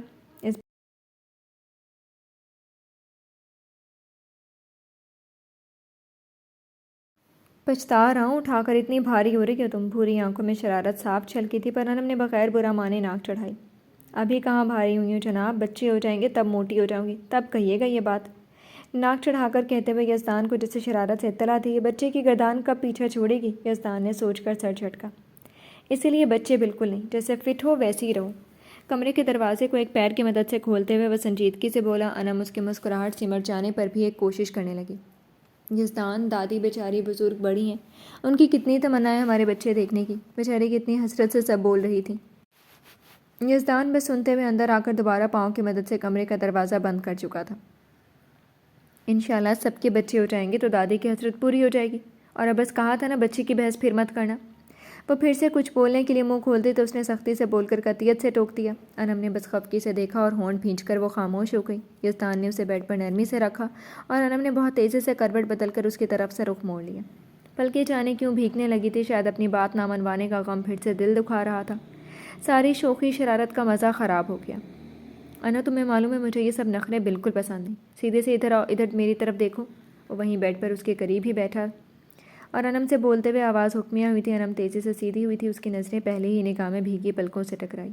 مجھے سب معلوم ہے آپ کو کیا پسند ہے کیا نہیں پسند، مگر میں تو ناراض ہوں آپ سے کہ آپ کو یاد ہی نہیں بس مجھ پر روب جھاڑیں۔ اتنی سی بات نہیں ماننی آپ کو میری۔ سیدھے سیدھے لیٹے ہوئے کیا ناراضگی جتانے کا انداز تھا؟ یزدان نے پیروں سے جوتے اتارتے ہوئے کالی آنکھوں میں دیکھا، پانی سے بھری جھلمل کرتی گہری جھیل سی آنکھیں، وہ اس میں ڈوب کر ابھرا تھا، پر لبوں پر اسے جلانے والے جملے نکلے۔ آرام سے گود میں چڑھ کر روم تک آنے میں تو تمہاری ایک بھی ناراضگی کا اظہار نہیں ہوا۔ بیڈ پر بیٹھتے ہی ساتھ تمہیں خیال آ گیا کہ ہاں تم ناراض تھی اور میں نے تمہاری بات نہیں مانی۔ جوتے اتار کر بیڈ کے نیچے کرتے ہوئے وہ اپنے گریبان کے بٹن کھولتے ہوئے انم کو بھرپور نگاہوں سے دیکھ رہا تھا۔ ہاں آئی چڑھ کر، میری اپنی گود ہے، پورے حق سے چڑھ کر آؤں گی، جب دل کہے گا تب آؤں گی، اور ناراضگی تو میری اب ختم ہی نہیں ہونے والی ہے۔ دونوں ہاتھوں اپنے سر سے اوپر کی جانب اٹھائے، یہ انداز دل ربائے۔ یزدان تو بس پٹ پٹ بولتے اس کے لب دیکھ رہا تھا جو اسے ہر طرح کے اشارے دے رہے تھے۔ آؤ اور مجھے اپنے ہونٹوں میں قید کر کے مجھ پر شدت جذبات کے کفل لگا دو۔ اوکے، تم اپنا حق یوز کر چکی، اب میرا حق جتانے کا ٹائم ہے۔ بھوری آنکھوں میں جو چمک ابھری انم اس کی گہری نگاہوں سے سمٹی سی تھی۔ میں یہاں آرام کرنے کے لیے آئی ہوں، تو پلیز ڈونٹ ڈسٹرب می، کل مجھے بہت کام ہے۔ وہ یزدان کی نگاہوں کے معنی خیزی سے تو بے خبر نہیں تھی، دل پھر سے بے تحاشا دھڑک دھڑک کر اپنے ہونے کا مکمل طور پر احساس کروا رہا تھا، اور دل کی مان کر اسے یزدان کی نہیں چلنے دینی تھی، اس لیے تیزی سے اٹھتی کہ یزدان نے ایک ہاتھ اس کی گردن نرمی سے جکڑ کر اسے دوبارہ لٹا دیا تھا اور اس پر جھکا تھا۔ اب یہ حال تھا، اس کی مہندی لگے ہاتھ بیڈ کے نیچے لٹک رہے تھے اور وہ پوری آنکھیں کھولے یزدان کی گرم سانسیں چہرے کو چھوتی محسوس کر رہی تھی۔ ان سانسوں میں الجھ کر تو وہ ہوش گمشدہ کی تصویر بن جاتی تھی۔ مسز یزدان، مجھے بھی بہت سے کام ہے اور صرف اس چند لمحے میں ایک ٹینشن بھرے ماحول سے نکل کر میں کچھ دیر کے لیے اپنے دل کو بہلا لینا چاہتا ہوں، تو تمہیں ناراضگی جتانے کا موقع بھی نہیں دوں گا۔ بس اپنے لبوں کی ہر قاتلانہ جنبش سے تم مجھے قلبی سکون سے لبریز کرتی جاؤ۔ جس ہاتھ کا نرم شکنجہ انم کی گردن پر کسا تھا، وہی ہاتھ اب انم کی گردن پر سرسرا رہا تھا۔ ہاتھ سرسراتے ہوئے اس کی گردن سے دوپٹہ سرکا رہے تھے، پر انم کی سوچ لفظ ٹینشن پر اٹکی تھی۔ ویسے بھی اب وہ کھٹک چکی تھی۔ یزدان اتنا مطمئن کیسے ہو سکتا ہے جب اس نے خود بھی اریبہ اور واسق کو دیکھا تھا؟ ان کی باتیں بھلے نہیں سنی تھی، مگر ان کے بیچ اتنی نزدیکیاں۔ انم نے پرسوچ انداز میں یزدان کے چہرے کو دیکھا۔ کیسی ٹینشن ہے آپ کو؟ آپ تو ٹینشن دیتے ہیں، مجھے سچ بتائیں یزدان۔ وہ یزدان کی آنکھوں میں آنکھیں ڈال کر تشویش سے پوچھتے ہوئے کچھ جاننے کی چاہ میں بھوری آنکھوں میں راز کھوج رہی تھی۔ یہ میرے اپنے کام کی ٹینشن ہے اور کچھ نہیں، تم جاسوسی مت کرو۔ وہ ہولے ہولے مسکراتا اب اس کے پھولوں کے زیورات اس کے کانوں اور پیشانے سے جدا کر رہا تھا۔ ایک ہاتھ پیچھے لے جا کر اس نے انم کے بالوں کو کھولنے کی کوشش کی تھی، مگر انم نے دونوں ہاتھ اٹھائے۔ ٹھیک ہے، مت بتائیں کچھ، پھر چھوڑیں مجھے ڈریس چینج کرنا ہے۔ پل پل یزدان کی نگاہیں اسے سمیٹنے پر مجبور کر رہی تھیں، پریشان کر رہی تھی۔ مہندی والے ہاتھ اٹھا کر وہ اس کی شرٹ کے ساتھ اپنی مہندی بھی خراب کرتی کہ یزدان نے اس کے دونوں بازو پر اپنے ہاتھ رکھ دیے۔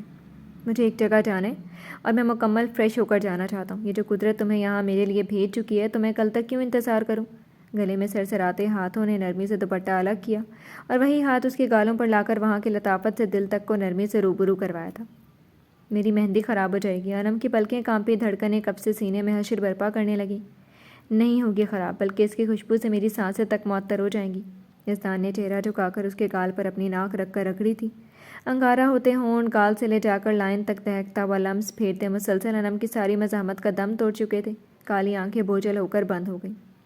میں بیان نہیں کر سکتا ہوں کہ آج تمہیں اس روپ میں دیکھ کر میں نے کون کون سے برداشت کے مراحل نہیں طے کیے۔ وہ لگاتار اپنی ناک ہونٹ اس کے گالوں سے لے جا کر لائن تک لاتے ہوئے مخمور آواز میں انم کی سانسیں بکھیر رہا تھا۔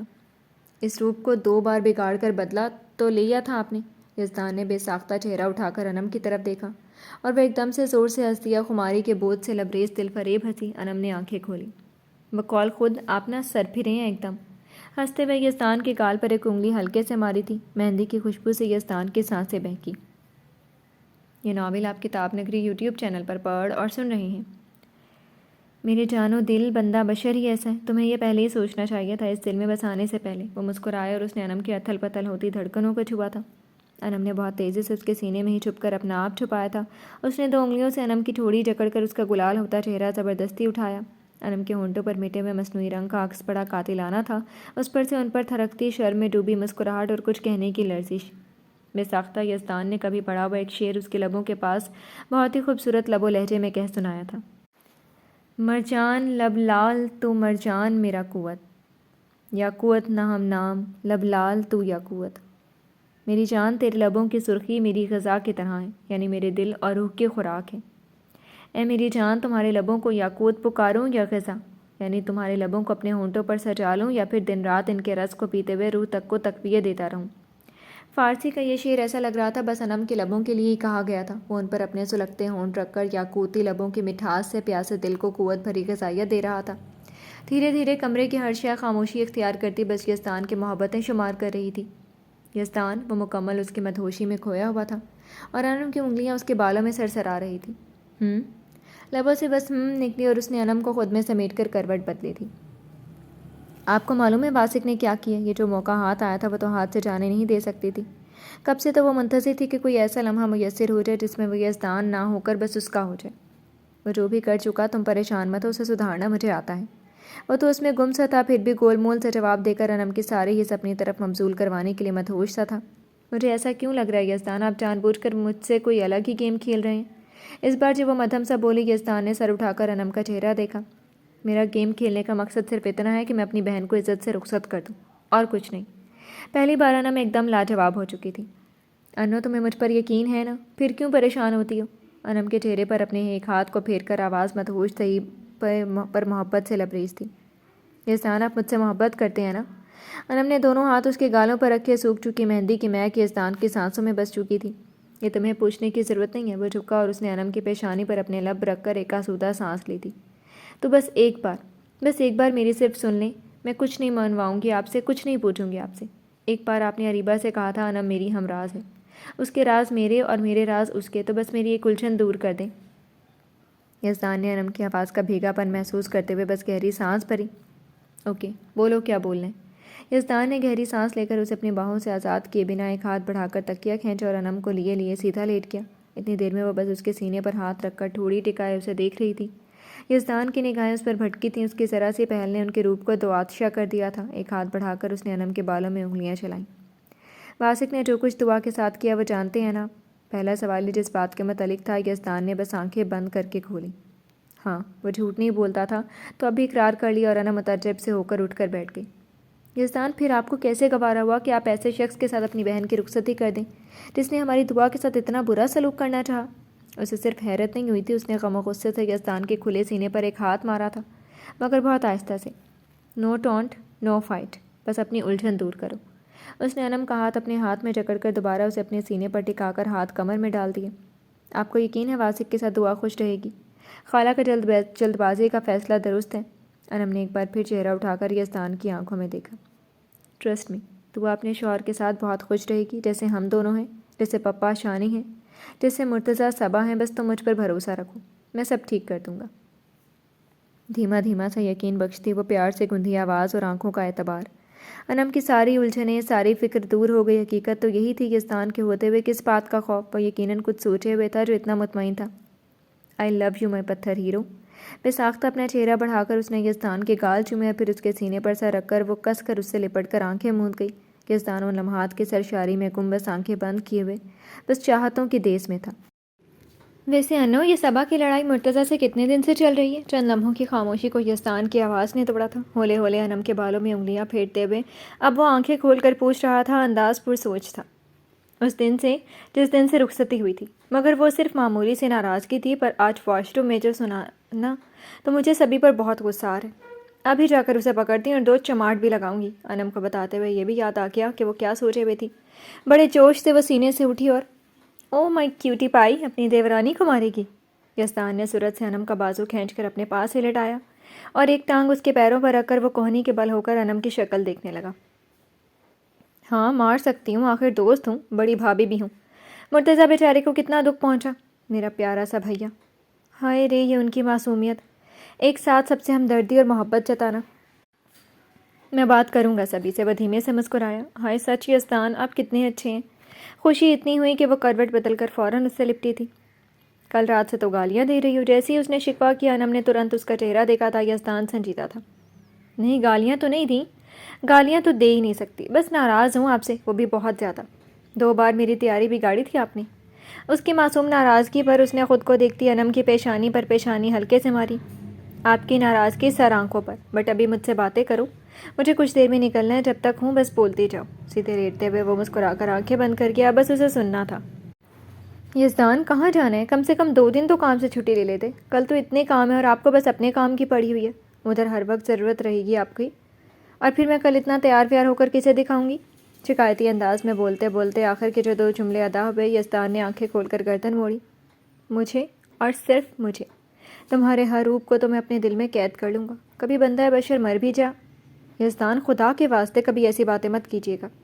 انم نے تیزی سے اپنی ہتھیلی اس کے ہونٹوں پر رکھ کر تڑپ کر کہا، آنکھیں پل میں بھیگی تھیں۔ اوکے نہیں کرتا۔ اس نے مسکرا کر انم کی ہتھیلی پر مہکتی مہندی کو ناک کے پاس لا کر ایک گہرا سانس بھرا۔ یزدان مت جائے نا، پلکیں جھپک کر وہ ابھی یزدان کی بات کے اثر میں تھی۔ انو، میری زندگی میں چھٹی نام کی کوئی چیز نہیں، بس 2 پل جو فرصت کے ملتے ہیں، ان پلوں کو تمہارا ہونا ہی میرے لیے انمول ہے۔ ایک تمہارے ہونے سے میرے پاس خوشی کے لمحات ہیں، سکون ہے، تم میرے لیے لائف لائن جیسی ہو۔ بار بار اس کی ہتھیلی کو اپنے چہرے پر رکھتا وہ بس انم کو وارفتگی سے دیکھ رہا تھا۔ اور آپ میرے لیے میرا سب کچھ، بھلے غصہ ہوتے ہیں، ڈانٹتے ہیں، بات بھی نہیں مانتے ہیں، مگر پھر بھی آپ نہیں تو انم کچھ نہیں۔ وہ بولتے ہوئے ناز سے اس کے سینے پر سر رکھ چکی تھی۔ یزدان نے ایک ہاتھ سے انم کے ہاتھ اٹھا کر دیکھا، مہندی کے ڈیزائن کے بیچ اس کا نام جگمگ کر رہا تھا۔ یہ ڈیزائن کے بیچ میرا نام کیوں لکھا ہے؟ انم ہولے سے مسکرائی۔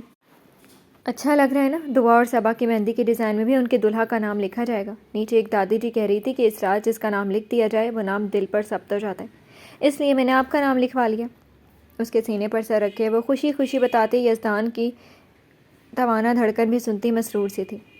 کیوں میرا نام تمہارے دل پر ثبت نہیں ہے؟ اس نے ایک دم سے انم کی کمر میں ہاتھ ڈالا اور ایک کروٹ بدلی تھی۔ دل پر تو اپنا نام آپ نے میرے بچپن میں ثبت کر دیا تھا۔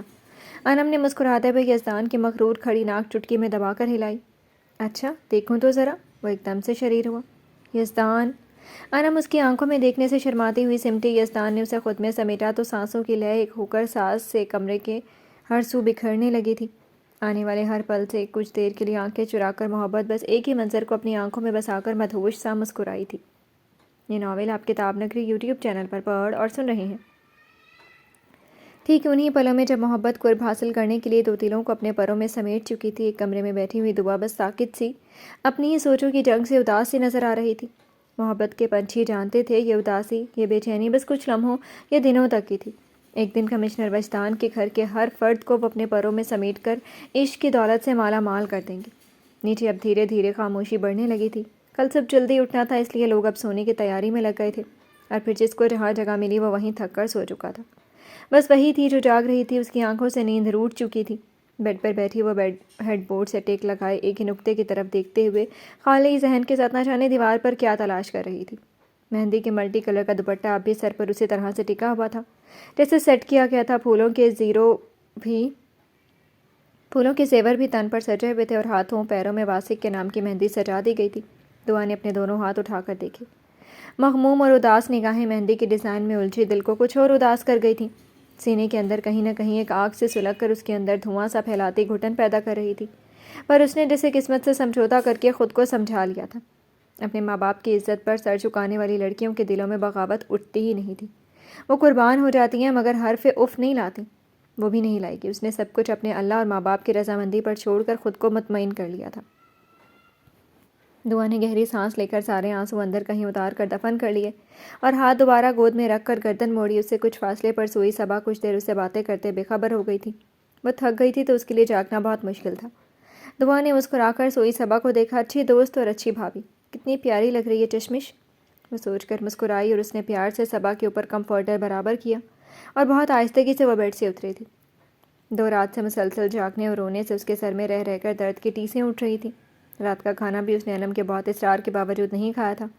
بیڈ سے اٹھی تو نقاہت سے ایک بار کی سر چکرایا تھا۔ سر تھام کر وہ بہت آہستہ آہستہ دروازے کی طرف بڑھی۔ پیر کی چوٹ اب کافی حد تک ٹھیک ہو چکی تھی، بس ہلکی سی لڑکھڑاہٹ تھی جو چلنے سے ہوتی تھی۔ اس نے دروازہ کھول کر باہر دیکھا، چاروں طرف خاموشی خاموشی پھیلی ہوئی تھی۔ چائے اور میڈیسن کا سوچ کر وہ اپنے روم سے باہر نکل آئی۔ اپنا لہنگا چٹکی میں دبا کر وہ ہلکی لڑکھڑاہٹ سے دھیرے دھیرے چل رہی تھی۔ سارا گھر سناٹوں میں ڈوبا ہوا تھا، سبھی اپنے اپنے ٹھکانوں پر آرام فرما رہے تھے، تو کوئی نہیں تھا جو اسے روک یا ٹوک دے۔ اس لیے وہ لہنگا چٹکی میں دبائے دبائے کچن کی طرف چلی آئی۔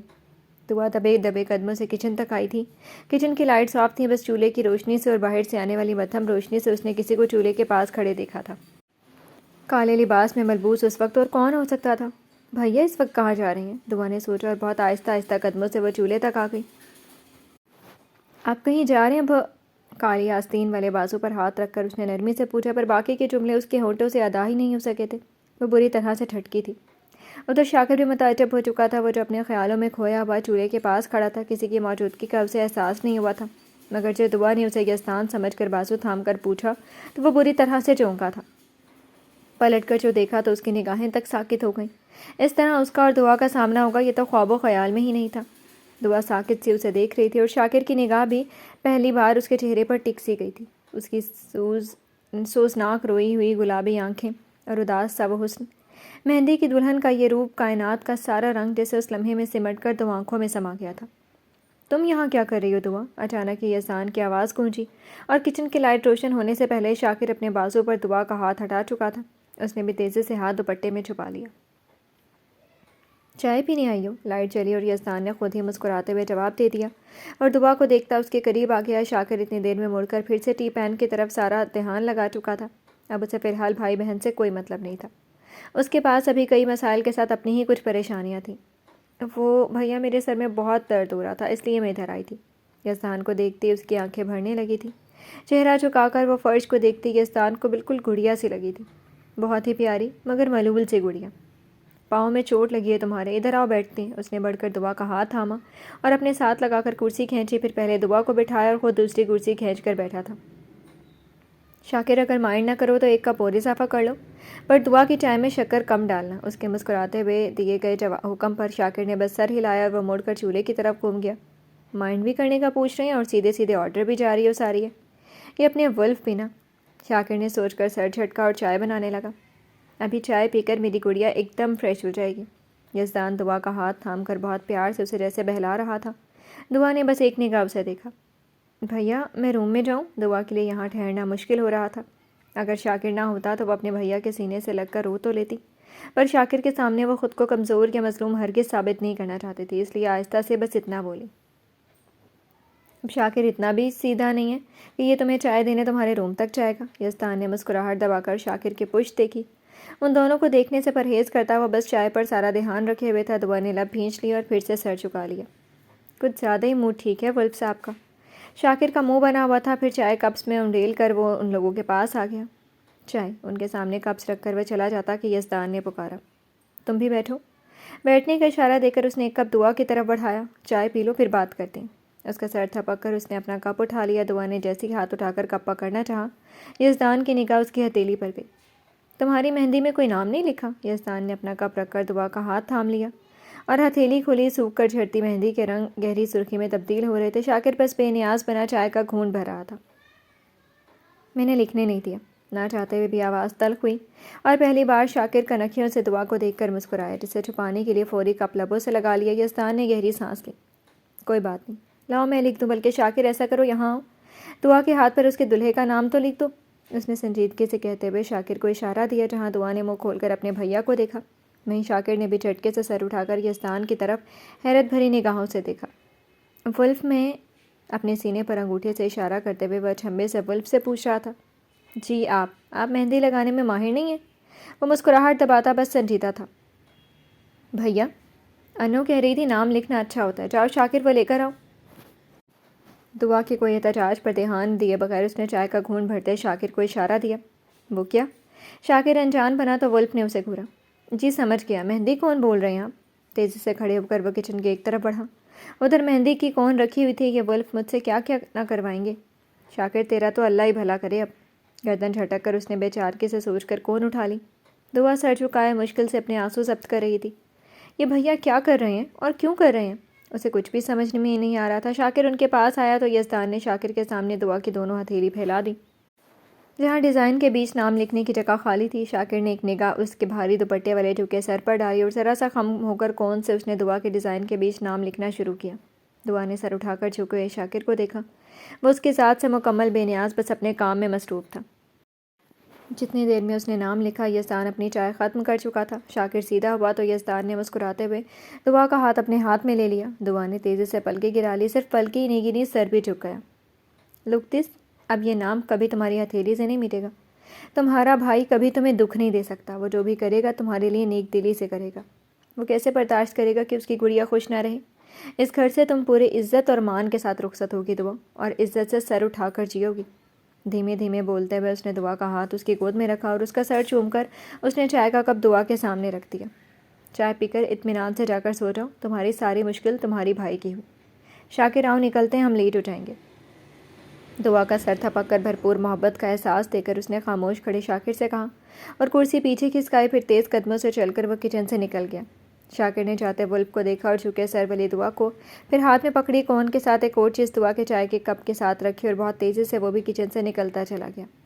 دعا نے سر اٹھایا تو نظریں ٹیبل کے پاس چائے کے کپ کے ساتھ رکھی سر درد کی میڈیسن پر بھی گئی تھی۔ یہ میڈیسن؟ دعا کی پلکیں اور بھی بھیگی تھیں۔ بے ساختہ اس نے اپنی ہتھیلی پر نگاہ ڈالی اور وہاں جگمگ کرتا نام دیکھ کر وہ بس وہی نام دیکھتی مجسمہ بن گئی تھی۔ یہ نام دیکھ کر روئے یا ہنسے، حیران ہو یا غصہ ہو، کچھ سمجھ میں نہیں آ رہا تھا۔ بس کچن سے نکل کر چلے گئے یزدان کو سوچتے ہوئے دعا کی آنکھیں ٹپ ٹپ نمکین پانی گرا رہی تھیں۔ جانے کتنے لمحے روتے ہوئے اس نے چائے کا کپ کانپتے ہاتھوں سے اٹھایا اور میڈیسن بھی چائے کا ساتھ دبا نکلتے، پھر بھی اس کی آنکھیں نم ہی ہو رہی تھیں، دل بار بار بھرا رہا تھا۔ اس نے چائے پی کر سر ٹیبل پر ٹیک دیا۔ ایک بار پھر کھل کر رو کر وہ آج رات اپنے نصیب کے سارے آنسو بہا دینا چاہتی تھی۔ باہر آسمان پر کالے بادل مہیب چہرے بناتے زمین کے فرش کو اب بھی پھوار کی صورت میں بھگو رہے تھے اور تارکول کی بھیگی سڑک پر یزدان کی بلیک کار تیز رفتاری سے دوڑ رہی تھی۔ کار کی ونڈو کے شیشے گرے ہوئے تھے اور ہواؤں کے زور سے ڈرائیونگ کرتے یزدان کے ہلکے نم بال بار بار اس کی پیشانی کو چوم رہے تھے۔ یزدان نے ڈرائیو کرتے ہوئے ذرا سی گردن موڑ کر ساتھ والی سیٹ پر بیٹھے شاکر کی برف دیکھا۔ ظاہراً وہ لیپ ٹاپ کھول کر اپنے پیروں پر رکھے ایک ویڈیو اس کے موبائل میں منتقل کر رہا تھا، مگر ذہنی طور پر وہ ڈسٹرب تھا، یہ وہ جانتا تھا۔ آج سے پہلے میں نے تمہیں اتنا خاموش کبھی نہیں دیکھا ہے۔ شاکر نے گردن موڑ کر ونڈ اسکرین کی طرف دیکھتے یزدان کو دیکھا۔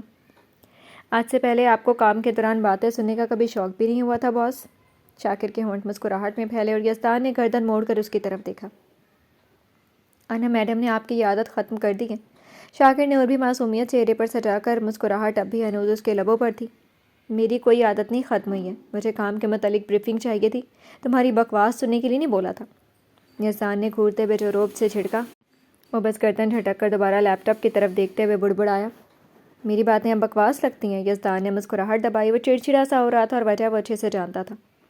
مہندی کا رنگ تم پر اچھا چڑھا ہے۔ اس بار شاکر نے تیزی سے اپنے ہاتھ اٹھا کر دیکھے۔ یہ ان کی پیاری بیوی صاحبہ اور اس کے بہنوئی جی کا کام تھا۔ سب آپ نے میری گد بنوائی ہے، ورنہ شاکر اور مہندی، استغفر اللہ۔ وہ تعصب سے سر جھٹک کر بہت تیزی سے پینٹ کی جیب سے کالے دستانے نکال کر اپنے ہاتھ پر چڑھا چکا تھا۔ اوف، افسوس صد افسوس، یہ تو واقعی ظلم ہو گیا شاکر صاحب پر، میرے چھوٹو صاحب اور مہندی۔ اب بتاؤ تمہیں کتنی بار وضو کرنا پڑے گا؟ یزدان کی بھوری آنکھیں چمک رہی تھیں، پر چہرہ ہنسی دبانے کے چکر میں گلابی سا ہو رہا تھا۔ شاکر جو بہت چھڑ کر کچھ کہہ دیتا، اس نے یزدان کی طرف دیکھا اور وہ جو اتنا شوق سا اور اسے چھیڑتا وہ ہر دنوں سے بہت ہٹ کر لگ رہا تھا۔ یزدان کا یہ انداز شاکر کے دل میں ڈھیروں سرشاری دے گیا۔ مجھے جو کرنا پڑے گا سو میں کر ہی لوں گا، بٹ ولف ایک بات کہوں، ہمیشہ ایسے ہی مسکراتے رہیے، آپ کو خوش دیکھنا میری اولین خوشی ہے۔ اس کی بات کا جواب دے کر وہ یزدان کو وہی چھوٹو لگا جس کا وہ ہیرو تھا، جس کے لیے وہ جان ہتھیلی پر لے کر پھرتا تھا۔ شاید یہ کہنا جھوٹ نہیں ہوگا اس کے لیے کہ شاکر نے اس کے دل میں وہی جگہ بنا لی تھی جو اس کے خونی رشتوں کے لیے یزدان کے دل میں تھی۔ میں خوش ہوں، بس تم ایسے ہی رہنا شاکر، کبھی اپنی شخصیت کسی کے لیے بھی مت بدلنا، تم بہت خالص اپنی تمام تر الٹی کھوپڑی کے ساتھ۔ اس نے ایک ہاتھ بڑھا کر شاکر کا گال تھپکا۔ اپن ہمیشہ ایسے ہی رہے گا صاحب، کس سالے میں یہ مجال جو شکو کو بدلنے کے لیے اپنی کھوپڑی پھوڑے؟ شاکر نے اپنے سٹائل میں بول کر کالر چھوئے اور یزدان نے اسی ہاتھ سے اس کے گال پر زوردار چپت لگائی۔ زبان سدھارو اپنی، مجھے کبھی شکایت نہیں ملے کہ تم اس سٹائل میں بولے۔ شاکر نے اپنے گال سے لاتے ہوئے بھی منہ بنا کر کچھ کہنا چاہا کہ موبائل پر فیصل کالنگ دیکھ کر وہ الرٹ ہو گیا۔ یزدان نے بھی چونک کر رنگ سنی اور پھر دونوں کے چہرے سنجیدہ ہو گئے۔ وقت ہو چلا تھا۔ یس فیصل، اس نے ایک انگلی سے اسپیکر کو ٹچ کیا۔ باس، ان لوگوں نے اپنا کام کر دیا۔ ادھر سے فیصل کی پرجوش سی آواز سن کر یزدان نے گہری سانس لی۔ اوکے، تم ساتھ ساتھ رہو، میں کچھ دیر میں آؤں گا، اس نے کہہ کر کال کٹ کی اور موبائل کی طرف دیکھتے ہوئے اس نے کار کی سپیڈ اور بڑھا دی۔ بس کچھ ہی دیر میں خبر پہنچ جانی تھی۔ شاکر بھی بس اس لمحے کے انتظار میں تھا۔ موبائل ایک بار پھر سے رنگ ہوا، مگر بجائے وجدان صاحب کے شانی کالنگ دیکھ کر دونوں نے ایک دوسرے کی شکل دیکھی۔ ان کی کال کے تو وہ منتظر ہی نہیں تھے۔ السلام علیکم شانی۔ یزدان نے آواز کو سادہ ہی رکھا۔ شاکر اب ونڈو سے باہر دیکھ رہا تھا۔ مصطفیٰ، بے تحاشا روتی ہوئی شانی یزدان نے کار جھٹکے سے روک دی۔ شانی کی کال اس کی توقعات سے باہر تھی۔ شاکر نے بھی چونک کر موبائل کی طرف دیکھا۔ وٹ ہیپن شانی، آپ رو کیوں رہی ہیں اور پپا کہاں ہیں؟ اپنی پیشانی ملتے ہوئے وہ لب بھی بھینچے ہوئے تھا۔ مصطفیٰ، تم کہاں ہو؟ تمہارے پپا بہت غصے سے باہر نکلے، مجھے بہت ڈر لگ رہا ہے، تم بس آ جاؤ تب۔ شانی، مجھے مین بات بتائیں، کچھ مت چھپائیں اور رونا بھی بند کریں اپنا پلیز۔ ان کے بے تحاشا رو رو کر بولنے پر اس نے سنجیدگی سے انہیں ٹوک دیا اور ادھر موجود شانی کے منہ سے ساری باتیں سنتے ہوئے یزدان کی بھوری آنکھیں پل پل گلابی پڑنے لگی تھیں۔ یہ ناول آپ کتاب نگری یوٹیوب چینل پر پڑھ اور سن رہے ہیں۔ رنج و غم، درد و الم، ذلت و رسوائی ہے، ہم نے یہ دل لگانے کی سزا پائی ہے۔ ڈھلتی ہوئی رات ویران اور قبر کے اندھیرے کی طرح تاریک تھی۔ سڑکوں کے کنارے پر درختوں کے سائے اندھیرے میں جیسے تھکان سے گہری گہری سانسیں لے رہے تھے۔ نہ آسمان پر کوئی چاند تھا، نہ زمین پر کسی قسم کی چاندنی، بس گہرے تاریک بادل تھے اور ہولناک سناٹا۔ ایسے میں ایک کار اجلال مینشن کے گیٹ کو پار کر کے پوری سپیڈ سے اندر آئی تھی۔ کار کا ڈور جارحیت سے کھولا گیا اور یزدان خان زادہ اپنی تمام تر جاہ و جلال کے ساتھ کار سے نیچے اترا تھا۔ اجلال مینشن کی ساری بتیاں روشن تھیں اور ملازمین بھی اب تک جاگ رہے تھے۔ تیز روشنی میں یزدان خان زادہ کی آنکھوں کی درندگی صاف چھلک رہی تھی۔ اسرار اور یزدان کا سامنا۔ ملازمین دل ہی دل میں خیر کے کلمے پڑھتے ادھر ادھر چھپ سے رہے تھے۔ وہ اپنے جوتوں تلے اندر آنے کی روش کو رونتا ہوا اندر آیا تھا۔ آج تو اجلال مینشن کے مکین کی بھی نیندیں اڑی ہوئی تھیں۔ اجلال خان زادہ بہت غصے میں لاؤنج میں براجمان تھے اور بہت سے وکلاء کے درمیان وہ اپنی بیٹی کے گنہگار کو سزا دلوانے کے لیے ان پر پوری آواز میں چلا رہے تھے۔ اس 2 ٹکے کے پولیس آفیسر کی اتنی مجال کہ اس نے اجلال خان زادہ کی عزت پر ہاتھ ڈالا۔ اس نے میری بیٹی کو چھو کر اپنے ہاتھوں میں انگارے بھر لی ہیں۔ اب وہ ساری زندگی جیل سے باہر نہیں آنا چاہیے، اور اگر تم لوگوں سے کچھ نہیں ہوا تو میں خود اسے اپنے ہاتھوں سے اسی جیل میں دفن کروں گا۔ ان کی دھاڑتی آواز سارے اجلال مینشن میں جیسے گونج رہی تھی۔ سب دم سادے، سر جھکائے، ان کی آنکھوں میں دیکھنے سے بھی ڈر رہے تھے۔ اندر آتے یزدان نے ان کا ہر جملہ سنا تھا۔ زندگی بھر دوسروں کی عزت سے کھیلنے والے اجلال کس قدر اپنی عزت اچھلنے پر غرا رہے تھے۔ یزدان کو آتے ہوئے سب نے ہی دیکھا تھا، یہاں تک اجلال خان زادہ کی بھی نگاہ اس پر پڑی تھی۔ تمہاری ہمت کیسی ہوئی میرے گھر میں قدم رکھنے کی؟ انہوں نے جیسے کہ یزدان کو آتے دیکھا وہ دھاڑ کر اپنی جگہ سے کھڑے ہو گئے۔ صوفے کے پیچھے کھڑے خلیل نے چونک کر یزدان کو دیکھا تھا۔ اس وقت وہ ادھر کیا کر رہا تھا؟ اریبہ کہاں ہے؟ اس نے ان کی بات جیسے سنی ہی نہیں، بس اپنی سرد آنکھوں سے دیکھتے ہوئے وہ اجلال خان زادہ سے پوچھ رہا تھا۔ ایک سرد اور جلتی نگاہ وہ خلیل پر بھی ڈالنا نہیں بھولا تھا۔ خلیل کی آنکھوں میں بھی کم و بیش وہی کیفیت چھائی ہوئی تھی۔ میری بیٹی سے تمہارا اب کوئی تعلقات نہیں ہے، یہاں کیا تم اس کا تماشا دیکھنے آئے ہو؟ تمہارے 2 ٹکے کے بہنوئی نے میری بیٹی کے ساتھ جو کیا ہے نا، اب اس کا تاوان اسے اپنی جان گنوا کر دینا ہوگا۔ وہ یزدان کے سامنے کھڑے اسے تیش سے دھمکیاں دے رہے تھے، پر یزدان استہزائیہ مسکرایا۔ اجلال خان زادہ، یہاں میں صرف اور صرف بس اریبہ سے ملنے آیا ہوں، تمہاری کوئی بکواس نہیں سننی۔ ان کی آنکھوں میں آنکھیں ڈال کر سرد نگاہوں سے انہیں گھورا تھا۔ اریبہ اپنے روم میں ہے یزدی۔ سیڑھیوں پر کھڑی افشین کی سرد و سپاٹ آواز پر یزدان اور اجلال نے تیزی سے گردن موڑ کر ان کی طرف دیکھا۔ افشین سیڑھیوں پر کھڑی بہت ہی پرسکون نظر آ رہی تھی۔ وہ اپنے روم میں ہے، تم مل لو۔ افشین سکون سے بولتی اجلال کو حیران کر چکی تھی۔ وہ کیسی ماں تھی جس نے اپنی بیٹی کے ساتھ ہوئے حادثے پر کسی بھی طرح کا نہ ہنگامہ کیا، نہ اسے کوئی دکھ ہوا، اور اب اپنے بیٹے کو برا بھلا کہنے کے بجائے وہ اسے سکون سے بیٹی سے ملنے کے لیے کہہ رہی تھی۔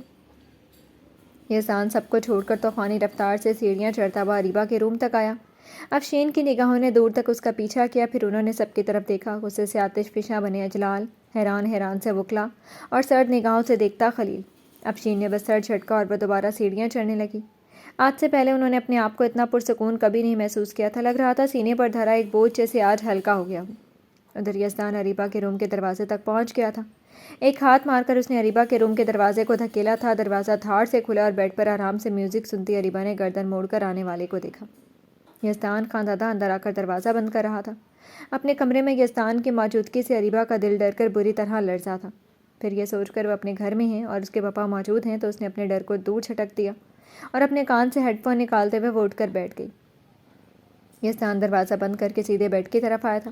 پاس رکھا موبائل، ایک طرف پڑا ہیڈ فون، سامنے کھلا دیوار میں نصب ہیکل ٹی وی، اور سائڈ ٹیبل پر رکھا اس کا پسندیدہ مشروب۔ وہ ہر چیز کا تفصیلی جائزہ لیتا، چبڑے بھین چکا تھا۔ جس لڑکی کے ساتھ ریپ ہوا ہوتا ہے وہ اتنی آرام سے زندگی کا لطف نہیں لے رہی ہوتی۔ اس نے طنزیہ نگاہوں سے اریبہ کی طرف دیکھا۔ ہیلو اریب، کافی مزے سے تم اپنے ساتھ ہوئے حادثے کا سوگ منا رہی ہو۔ سینے پر دونوں بازو باندھ کر اس کی آواز بھرپور طنز لیے ہوئی تھی اور آنکھیں ایک دم سرد کاٹ دار۔ میں آپ سے ملنا نہیں چاہتی، چلے جائیں آپ یہاں سے۔ آپ کیا جانے مجھ پر کیا بیتی ہے؟ بیڈ پر بیٹھے بیٹھے اس نے خیریت سے یزدان کی طرف دیکھا۔ یزدان نے لب کھینچے اور اس نے اریبہ کا ہاتھ دبوچ کر اسے بیڈ سے کھینچ کر اتار لیا۔ مجھ سے اچھی طرح کوئی نہیں جان سکتا کہ ایک لڑکی پر اس حادثے سے کیا بیتتی ہوگی، کیا کیا عذاب نہیں گزرتے ہوں گے۔ میں نے ہر عمر، ہر طبقے کی لڑکیوں کو اس درد سے گزرتے دیکھا، مگر تم اس درد سے کیا اس کے نام سے بھی واقف نہیں ہو۔ اس کی آنکھوں میں آنکھیں ڈال کر بھینچی بھینچی آواز میں غرایا۔ بھوری آنکھوں میں دیکھتے ہوئے اریبہ کی آنکھیں جھکیں۔ تم نے واسع کے اوپر ریپ کا الزام کیوں لگایا؟ اس بار سیدھے مدعے پر آ کر اس نے اپنی سرد نگاہیں اریبہ کے چہرے پر اور بھی گاڑ دیں۔ اریبہ ذرا سی گڑبڑائی مگر پھر فوراً سنبھل گئی۔ میں نے کوئی الزام نہیں لگایا، اس نے میرے… shut up, just shut up. Yazdan دھاڑا۔ صرف دھاڑا نہیں، اس نے اریبہ کا بازو زور سے جھٹکا اور اریبہ کی زبان گنگ ہوئی۔ ایک لفظ بھی اپنے منہ سے نکالا نا تو آج تمہاری خیر نہیں رہے گی۔ تمہارے بہت سے ڈرامے برداشت کیے مگر آج نہیں کروں گا۔ اس کی بھوری آنکھوں کی سختی آواز کی برہمی نے اریبہ کی ساری ہمت کا گلا گھونٹنا شروع کر دیا۔ یزدان کی آنکھوں میں دیکھنا مشکل ہوا تھا۔ تم نے اتنا بڑا الزام واسق پر لگانے کی ہمت کیسے کی؟ اپنے ضمیر کو اور کتنا سلا دو گی اریبہ؟ وہ پھر سے اس پر بھینچی آواز میں چیخا۔ آواز میں افسوس بھی کھلا تھا۔ اریبہ نے جھٹکے سے سر اٹھایا۔ یہ الزام نہیں، آپ کا واسق اتنا گھٹیا ہی ہے جتنے آپ کے خاندان کے سارے مرد، یہاں تک کہ آپ کے پپا بھی۔ اب سب کو لڑکیوں کی عزت۔ وہ بھی چینخ اٹھی پر یزدان کا ہاتھ اٹھا اور اس نے اریبہ کے منہ پر ایک زوردار تھپڑ کھینچ کر مارا تھا۔ اریبہ سیدھے پیچھے کی طرف الٹ گئی۔ بیڈ پر گرتے ہی وہ تیزی سے سیدھی ہوئی۔ اس کی آنکھوں میں صدمہ سا اترا ہوا تھا۔ یزدان نے اسے تھپڑ مارا۔ اریبہ کا دل ایک بار پھر بری طرح سے دکھا اور اس کی تکلیف سے اس کے دل میں نفرت کی آگ اور دہک اٹھی۔ اریبہ خانزادہ، میں سب کچھ برداشت کر سکتا ہوں، پر میرے پپا کے بارے میں غلط بات بھی کی نا تو تمہاری جان لے لوں گا۔ یزدان نے بڑھ کر بیڈ پر گر کر خود کو گھورتی اریبہ کا بازو سختی سے دبوچا اور اسے پھر سے اپنے مقابلے میں کھڑا کرتے ہوئے گھرایا۔ اس کی آنکھوں میں درندگی صاف جھلکی تھی۔ مار لیجئے، جتنا دل کہے مار لیجئے، مگر مجھے یقین ہو کہ آپ کبھی میرے بھائی نہیں تھے۔ آپ نے کبھی بھی مجھے دعا جتنا چاہا ہی نہیں، ہمیشہ مجھے اجلال خانزادہ کی بیٹی سمجھا۔ اریبہ کی آنکھیں چھلک پڑیں، ایک تو یزدان کی برہمی، اس پر پڑنے والا تھپڑ، گال پر ہوتی جلن سے زیادہ وہ دل کی جلن سے بدتمیزی سے چلائی۔ یزدان نے بس سر جھٹکا۔ تم ایک حاسد لڑکی ہو اریبہ، اور حاسدوں کو جتنی بھی نعمتیں عطا کر دی جائیں انہیں دوسروں کا ہی دیا ہوا کھٹکتا ہے۔ دعا کی جلن میں تم نے اپنی زندگی بربادی کی طرف موڑ لی۔ یہ بہت جلد تم پر ثابت ہو جائے گا، بہت پچھتاؤ گی اریبہ، بہت۔ اس بار غصے کے ساتھ ساتھ اس کی آواز میں تعصب ہی تعصب کھلا تھا۔ بہت چاہا اریبہ اس کے ہر مقصد، ہر جنگ سے دور رہے، مگر اس کی ساری کوششیں رائگاں گئیں۔ وہ اس جنگ کا ایک حصہ بن ہی گئی۔ اب ولف اسے معاف نہیں کر سکتا تھا۔ لفظ پچھتاوے پر اریبہ زہر خند سا مسکرائی۔ پچھتائے گا تو آپ کا واسق، پچھتائے گی تو آپ کی دعا۔ بربادی کی طرف تو آپ کے واسق نے مجھے گھسیٹا۔ میرے ساتھ جو اس نے ریپ کیا اس نے تمہارے ساتھ؟ ہاں ریپ کیا ہے۔ کین یو ایکسپلین اریبہ، کیا کیا اس نے تمہارے ساتھ؟ اس نے سینے پر ہاتھ باندھ کر اریبہ کو بہت ہی چبھتی ہوئی نگاہوں سے دیکھا تھا۔ بہت مشکل سے ہی صحیح، مگر وہ اریبہ کو اس طرح واسق کو بدنام کرتے ہوئے نہیں سن سکتا تھا۔ اس نے میرے ساتھ وہ اتنی بولڈ تھی، اپنے پپا سے بھی سب کہتے ہوئے زبان ایک بار نہیں لڑکھڑائی، پھر یہ سامنے موجود اپنے بھائی کے سامنے وہ کچھ بول کیوں نہیں پا رہی؟ کیوں وہ اس کی آنکھوں میں دیکھ کر ایک بار پھر جھوٹ نہیں بول پا رہی؟ بلکہ آگے بولنے سے پہلے ہی زبان لڑکھڑا گئی۔ یزدان نے ایک قدم کا فاصلہ ختم کیا اور اریبہ کی تھوڑی سختی سے جکڑ کر اس نے اس کا چہرہ اونچا کر دیا۔ میں بتاؤں تمہیں کہ اس نے تمہارے ساتھ برا کیا یا تم خود اس کے ساتھ اپنی مرضی سے تھیں؟ اریبہ کا رنگ پل میں اڑا تھا، رنگت بدلی اور یزدان طنزیہ مسکرایا۔ آپ مجھ پر الزام لگا رہے ہیں۔ جھوٹا جتنا بھی بڑا جھوٹا ہو جائے، مگر اس کے سامنے آنکھیں ملا کر وہ جھوٹ نہیں بول سکتا تھا، اریبہ بھی نہیں۔ یزدان نے اس کی ٹھوڑی چھوڑ دی۔ میں نے آج تک کسی پر بے بنیاد الزام نہیں لگایا مسز اریبہ واسق۔ وہ ٹھنڈی آواز اور اریبہ کا چہرہ پل بھر میں سفید سا ہوا تھا، آنکھیں پھٹ ہی گئیں۔ یزدان کے چہرے کو دیکھتے ہوئے اس کا پورا جسم سن سا پڑا تھا۔ تم لوگ کیا سمجھتی ہو، 2 ٹکے کے پلان بنا کر تم سب یزدان خانزادہ کی فیملی کو بدنام کر دو گی؟ تم نے اپنی بے عزتی کا بدلہ لینے کے لیے بہت ہی گھٹیا مگر بغیر مجھے سمجھے ہوئے پلان بنایا تھا۔ وہ آہستہ آہستہ بولتا اریبہ کی آنکھوں میں اپنا خوف صاف ہلکورے لیتے ہوئے دیکھ رہا تھا۔ یزدان نے اپنی عمر سے زیادہ تجربے حاصل کیے ہیں۔ میں نے اپنی زندگی سے لڑتے ہوئے ایک بات سیکھی ہے اور ہمیشہ اس پر عمل کرتا ہوں۔ میں ایک بار جس کیس میں ملوث ہوتا ہوں نا تو ایک باریکی پر نگاہ رکھ کر پہلے سے دشمن کا ہرانے کا پلان بنا لیتا ہوں۔ تو تم نے یہ کیسے سوچ لیا کہ میں اپنے دشمن کی اولاد سے بھی غافل ہو جاؤں گا؟ دشمن کی اولاد سے میرا بھی کوئی رشتہ بھلے ہی نہ ہو، مگر مجھے معلوم تھا اجلال کے خون کا اثر ایک دن میرے گھر پر گندگی کا چھینٹ ضرور مارے گا۔ اس کی سرد نگاہوں نے اریبہ کو اندر تک کاٹ ڈالا تھا، اپنے دفاع میں بولنے کے لیے جیسے اس کی زبان مفلوج ہو اٹھی تھی۔ بس بھوری آنکھیں ساکت تھی، پہلی بار یزدان کی آنکھوں میں اپنے لیے نفرت دیکھ رہی تھی۔ میں تمہاری ہر خطا معاف کر دیتا اریبہ، مگر یہ خطا نہیں، مجھے نفرت ہے لفظ ریپ سے، چاہے یہ کوئی مرد کرے یا کوئی لڑکی کسی پر جھوٹا الزام لگائے۔ اور اس بار تم نے یزدان کی نگاہوں میں خود کو مجرم ثابت کر دیا۔ اس کی آواز پل پل سرد ہوئی جا رہی تھی، اجنبیت ہی جو اریبہ کو اندر تک کاٹے جا رہی تھی۔ درد کے احساس سے وہ چینخ پڑی۔ ہاں میں نے کیا ایسا کیونکہ آپ کا وہ 3rd کلاس واسق ہے ہی اسی لائق۔ اس کی ہمت کیسی ہوئی تھی اریبہ خانزادہ کو ٹھکرا کر اس کی بے عزتی کرنے کی، اسے تھپڑ مارنے کی؟ یہ غرور اور اکڑ؟ یزدان بس اسے سرد نگاہوں سے گھورتے ہوئے اپنے پینٹ کی جیب میں ہاتھ ڈالے بہت کچھ سننا چاہتا تھا۔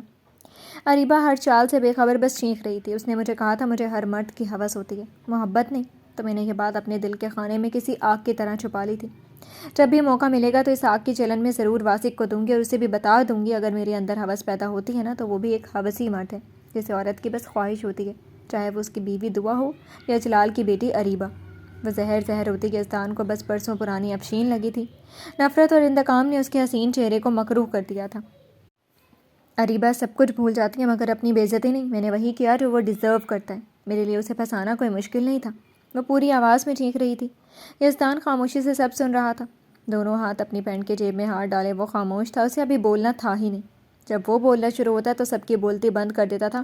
اب بھی کرے گا، بس چند لمحے اور۔ میں نے اس دن قسم کھائی تھی کہ اگر قسمت نے میرا ساتھ دیا نا تو اس فاسق کو میں ضرور ساری دنیا کے آگے ذلیل کروں گی، اور دیکھ لیں میں نے کر دیا۔ اور اگر پھر سے چانس ملا نا تو… اس نے بات ادھوری چھوڑی۔ یزدان خانزادہ صاحب، وہ قدم قدم اس کے سامنے آ کھڑی ہوئی اور اس نے سیدھے اس کی آنکھوں میں دیکھا تھا۔ یزدان کی آنکھوں میں آگ سے سرد کاٹ تھی۔ آپ نے بھی میرا دل توڑے تو ایک دن دیکھ لیجیے گا میں آپ کو بھی دل رون دوں گی۔ میں کسی کو بھی نہیں چھوڑوں گی، دعا کو بھی نہیں، مرتضیٰ کو بھی نہیں۔ میں آپ کے پورے خاندان کو برباد کر دوں گی، یہاں تک کہ آپ کی محبت اس گھٹیا انوں کو بھی تباہ کر دوں گی۔ اسے تم نے میری انوں کے بارے میں بولنے کی ہمت کیسے کی؟ اور بس یزدان کی برداشت وہیں تک تھی۔ اس کے اندر سے وحشت اور درندگی سے بھرا یزدان پوری انگڑائی لے کر بیدار ہوا، اور اریبہ کی تو آنکھیں ہی پھٹ گئی تھیں۔ یزدان کا شکنجہ اس کے گلے میں بہت مضبوطی سے کسا ہوا تھا۔ یزدان کی بھوری آنکھیں قطعی اجنبی پن لیے پل پل اریبہ کی رگوں میں دوڑتا خون تک جما رہی تھی۔ میری انم کے بارے میں ایسا سوچنے کی بھی کوشش کی نا تو یاد رکھنا اسی اجلال مینشن میں تمہاری قبر بنا دوں گا۔ گلے پر کسا شکنجہ اور یزدان کی شعلہ ور آنکھیں۔ اریبہ بے دم سی ہونے لگی تو اس نے اریبہ کو ایک جھٹکا دے کر چھوڑا۔ وہ لڑکھڑا کر بیڈ کے پاس والی دیوار سے ٹکرا گئی۔ بری طرح کھانستے ہوئے وہ یزدان کو خوف سے دیکھ رہی تھی۔ آج سے تمہارا اور میرا رشتہ یہیں دفن۔ اب تم صرف میری دشمن ہو اریبہ خانزادہ، اور اپنے دشمن کو میں اسی طرح تڑپا تڑپا کر مارتا ہوں کہ موت بھی تڑپ اٹھے۔ اس کی آنکھوں کے آگے انگلی لہراتے ہوئے اس نے اریبہ کو بے تحاشا خوفزدہ کر دیا تھا۔ تم نے اگر یزدان کو جان لیا ہوتا نا تو کبھی اس کے سامنے اس کے خاندان کے کسی فرد کا نام لینے کی جرت بھی نہیں کرتی۔ انوں کا تو ہرگز نہیں۔ میں نے اپنی انوں سے وعدہ کیا کہ اب اس کی طرف بڑھنے والے سازشوں والے ہاتھ کاٹ ڈالوں گا، بری نگاہ ڈالنے والے کی آنکھیں نکال دوں گا۔ تو یاد رکھنا اریبہ خانزادہ، یزدان کی یہ بات اب اگر بھلانے کی ہلکی سی بھی کوشش کی نا تو تم تو گئی۔ اریبہ کے پورا جسم ہی یزدان کی طرف دیکھتے ہوئے شلسا ہوا جا رہا تھا۔ یہ یزدان تو کوئی اور تھا جس کی آنکھوں میں درندگی بھری چمک کے ساتھ دشمنی کی جھلک صاف دکھائی دے رہی تھی۔ So let's see Areeba Khanzada, اب آپس میں ایک دشمن کی طرح بات کرتے ہیں، اس لیے سب سے پہلے تم یہ ویڈیو دیکھنا پسند کرو گی؟ وہ ولف سے مسکراہٹ ہونٹوں پر سجائے اپنا موبائل نکال چکا تھا۔ یزدان کی انگلیاں چند سیکنڈ اسکرین کو ٹچ کرتی رہیں اور پھر اس نے مجسمہ بن گئی اریبہ کے سامنے اپنا موبائل کر دیا۔ اریبہ جیسے جیسے ویڈیو دیکھتی جا رہی تھی اس کا چہرہ دھلے لٹھے جیسے سفید ہوتا جا رہا تھا۔ یہ ویڈیو اس رات کے ہر ایک منظر کی عکاسی تھی، اس کے اور واسق کے درمیان ہونے والی ہر بات کا ثبوت، سب کچھ موجود تھا۔ وہ آنکھیں پھاڑے کبھی ویڈیو دیکھتی تو کبھی یزدان کے اجنبی سرد چہرے کو۔ ابھی ایک سرپرائز اور ہے تمہارے لیے، وہ پراسرار انداز میں مسکرایا۔ اس نے ایک بار پھر موبائل ٹچ کیا۔ ہاں میں نے کیا ایسا کیونکہ… اریبہ کی کچھ دیر پہلے کی باتیں ریکارڈ ہو چکی تھیں، اس کا اپنا بیان، وہ پوری تیاری کر کے آیا تھا۔ اس نے ہر پہلو پر سوچ کر سب کچھ پلان کیا تھا، تو اس کے دشمن کیسے کامیاب ہو سکتے تھے؟ تو اریبہ خانزادہ جانتی ہو یہ ویڈیو کیا کر سکتی ہے؟ تم تصور بھی نہیں کر سکتی، یہ وہ کام کر سکتی ہے جو تمہارے باپ کے سارے لائرز بھی مل کر نہیں کر سکتے ہیں۔ اس ویڈیو کے وائرل ہوتے ہی سب سے پہلے تو تمہیں ایک ایماندار آفیسر پر جھوٹا الزام لگانے کے جرم میں جیل جانا ہوگا۔ اریبہ پھٹی پھٹی آنکھوں سے یزدان کے مسلسل بولتے لب دیکھتی بت بن چکی تھی۔ وہ بری پھنسی تھی، بہت ہی بری۔ اپنی ہی سازش کے دلدل میں ہاتھ پاؤں چلانے کی کوشش بھی کی تو بس ڈوبنا ہی اس کی قسمت میں لکھا جائے گا۔ اور اگر تم اپنے باپ کی وجہ سے جیل سے نکل بھی گئی تو سوچو، ہر گلی ہر شہر میں تمہارا یہ بیان گونجے گا، ہر جگہ تمہاری ہی ویڈیو وائرل ہوگی۔ تم سوچ سکتی ہو کیا ہو سکتا ہے؟ وہ زہر خند سا مسکرایا اور اس نے موبائل اپنی پینٹ کی جیب میں رکھ کر اس نے ایک طے شدہ کاغذ نکالا۔ اور سب سے بڑا ثبوت یہ ہے نکاح نامہ۔ ایز اے ہسبینڈ واسق نے کچھ بھی تمہارے ساتھ غلط نہیں کیا، بلکہ یہ تعلق جنرلی میاں بیوی کی باہمی رضامندی کا تعلقات تھا۔ اوکے، تو اب تم مجھے بتاؤ، تم میرے ساتھ نیچے چل کر خود اپنی زبان سے اقبال جرم کرتی ہو یا نہیں؟ اس نے نکاح نامہ اس کی آنکھوں کے سامنے لہرایا۔ اریبہ کے ہونٹ لرزے اور کئی آنسو تھے جو اس کے گالوں پر بہے تھے، مگر یہ جذباتی بلیک میلنگ کا وقت گزر چکا تھا۔ سامنے کھڑا ولف جذبات سے نرم ہو جانے والا ہوتا تو وہ ولف ہی نہیں ہوتا۔ اور ذرا سوچو تمہارے ڈیئر پپا کا کیا حال ہوگا جب انہیں پتہ چلے گا کہ ان کی لاڈلی بیٹی نے ایک چھوٹی سی پولیس جاب کرنے والے سے نکاح کر لیا تو؟ آپ ایسا کچھ نہیں کریں گے، اریبہ کی آواز ڈر سے کانپی۔ تم چاہتی ہو کہ میں ایسا کچھ نہیں کروں تو ابھی کے ابھی تم واسق کے دامن پر لگا سارا ریپسٹ کا داغ صاف کرو گی۔ بولو کیا کہتی ہو؟ اس نے دو ٹوک انداز میں پوچھا اور اریبہ وہیں گھٹنوں کے بل گر کر پھوٹ پھوٹ کر روتی تھی۔ گھٹ گھٹ کر روتی اریبہ کو وہ بس کھڑا سرد نگاہوں سے دیکھتا رہا تھا۔ دشمنی کی پہل اریبہ نے کی تھی، اور جب دشمنی ہر رشتے پر بھاری پڑ جائے تو ولف کسی بھی رشتے سے محبت نہیں کرتا تھا، نہ ہی اپنی پکڑ سے آزادی دیتا تھا۔ اریبہ نے جو غلطی کی تھی، اس نے یزدان کو اپنی طرف سے پتھر کا بنا دیا تھا۔ ڈھلتی رات سہمی ہوئی سی ڈھل رہی تھی جب یزدان خانزادہ پولیس اسٹیشن آیا تھا۔ اریبہ کے اسٹیٹمنٹ کے ساتھ اجلال کے وکیل کے ہمراہ اسے اجلال خانزادہ کے وکیل کے ہمراہ دیکھتے ہی ہر طرف چھائی خاموشی میں ہلچل سی مچی تھی۔ سارے کام انجام دے کر وہ سیدھے کمشنر وجدان کے آفس کی طرف بڑھا۔ دروازہ کھلا اور کرسی پر بیٹھے وجدان صاحب نے سر اٹھا کر آنے والے کو دیکھا بھی نہیں۔ وہ کرسی کی پشت پر سر ٹیکے آنکھیں موندے بے حرکت پڑے ہوئے تھے۔ یزدان نے ان کے چہرے پر خطرناک حد تک پھیلی سنجیدگی دیکھی تھی، اور پھر وہ دھیرے دھیرے چل کر ان کے سامنے ٹیبل کے پاس کھڑا ہو گیا۔ اریبہ نے جو سازش رچی تھی، سب سے پہلے خبر وجدان صاحب کو پہنچی تھی۔ جب اریبہ کے گھر جانے کے بعد اس نے اجلال کے سامنے ڈرامہ کیا، اور اجلال نے سیدھے کمشنر وجدان کو کال کر کے ان سے واسق کی گرفتاری مانگی تھی۔ پولیس کے اہلکاروں کی پوری ٹیم واسق کے بنگلے بہت آہستہ سے اس نے پکارا، اور وجدان صاحب نے آنکھیں کھولی، سرخ انگارہ ہوتی آنکھیں۔ یزدان ان کی اندرونی کیفیت سمجھ سکتا تھا، ان کے اعتماد کو بہت بڑی ٹھیس لگی تھی۔ واسق کا اقرار، شانی کا جھوٹ اور اب اریبہ کی سازش، سب کچھ کھل چکی تھی۔ پپا، واسق بے قصور ہے، یہ میں جانتا تھا اور میں نے ثابت بھی کر دیا۔ آپ واسق کو چھوڑ دیں، اس نے بہت آہستہ آواز میں کہتے ہوئے نگاہ چرا لی۔ واسق بھلے بے قصور صحیح، مگر اریبہ سے اس کا تعلقات بنانا، اس سے نکاح تک کر لینا، اور سب سے بڑھ کر شانی کا جھوٹ۔ اگر شانی جھوٹ نہیں بولتی تو بات یہاں تک نہیں پہنچتی، رخصتی کا کوئی پروگرام ہی نہیں ہوتا، اور نہ ہی خاندان والوں کے سامنے ان کی بیٹی کا تماشا بنتا۔ اس سے کہو ابھی کہ ابھی میری بیٹی کو طلاق دے، اور پھر مجھے اپنی شکل کبھی نہیں دکھائے۔ وہ ایک دم سے سرد کاٹدار آواز میں بول کر اپنی جگہ سے کھڑے ہو گئے۔ پپا، یزدان نے بس ان کے غضبناک انداز کو دیکھا، انہوں نے سرخ آنکھوں سے اس کی طرف دیکھا۔ فیصلہ ہو چکا ہے یزدان، تم اسے ایک کے بعد دوسرا موقع دے سکتے ہو، مگر میں پہلا موقع بھی نہیں دے سکتا۔ میری بیٹی کا شوہر اجلال خانزادہ کی بیٹی سے افیئر چلانے والا کبھی نہیں ہو سکتا، انہوں نے دو ٹوک انداز میں کہا، اور اپنا موبائل ٹیبل سے اٹھا کر وہ اسی طرح غیظ و غضب کی تصویر بنے نکل گئے تھے۔ یہی ہونا تھا، وہ جانتا تھا واسق کو اس نے پہلے ہی وارننگ دے دی تھی، مگر یہ انا اور حسد۔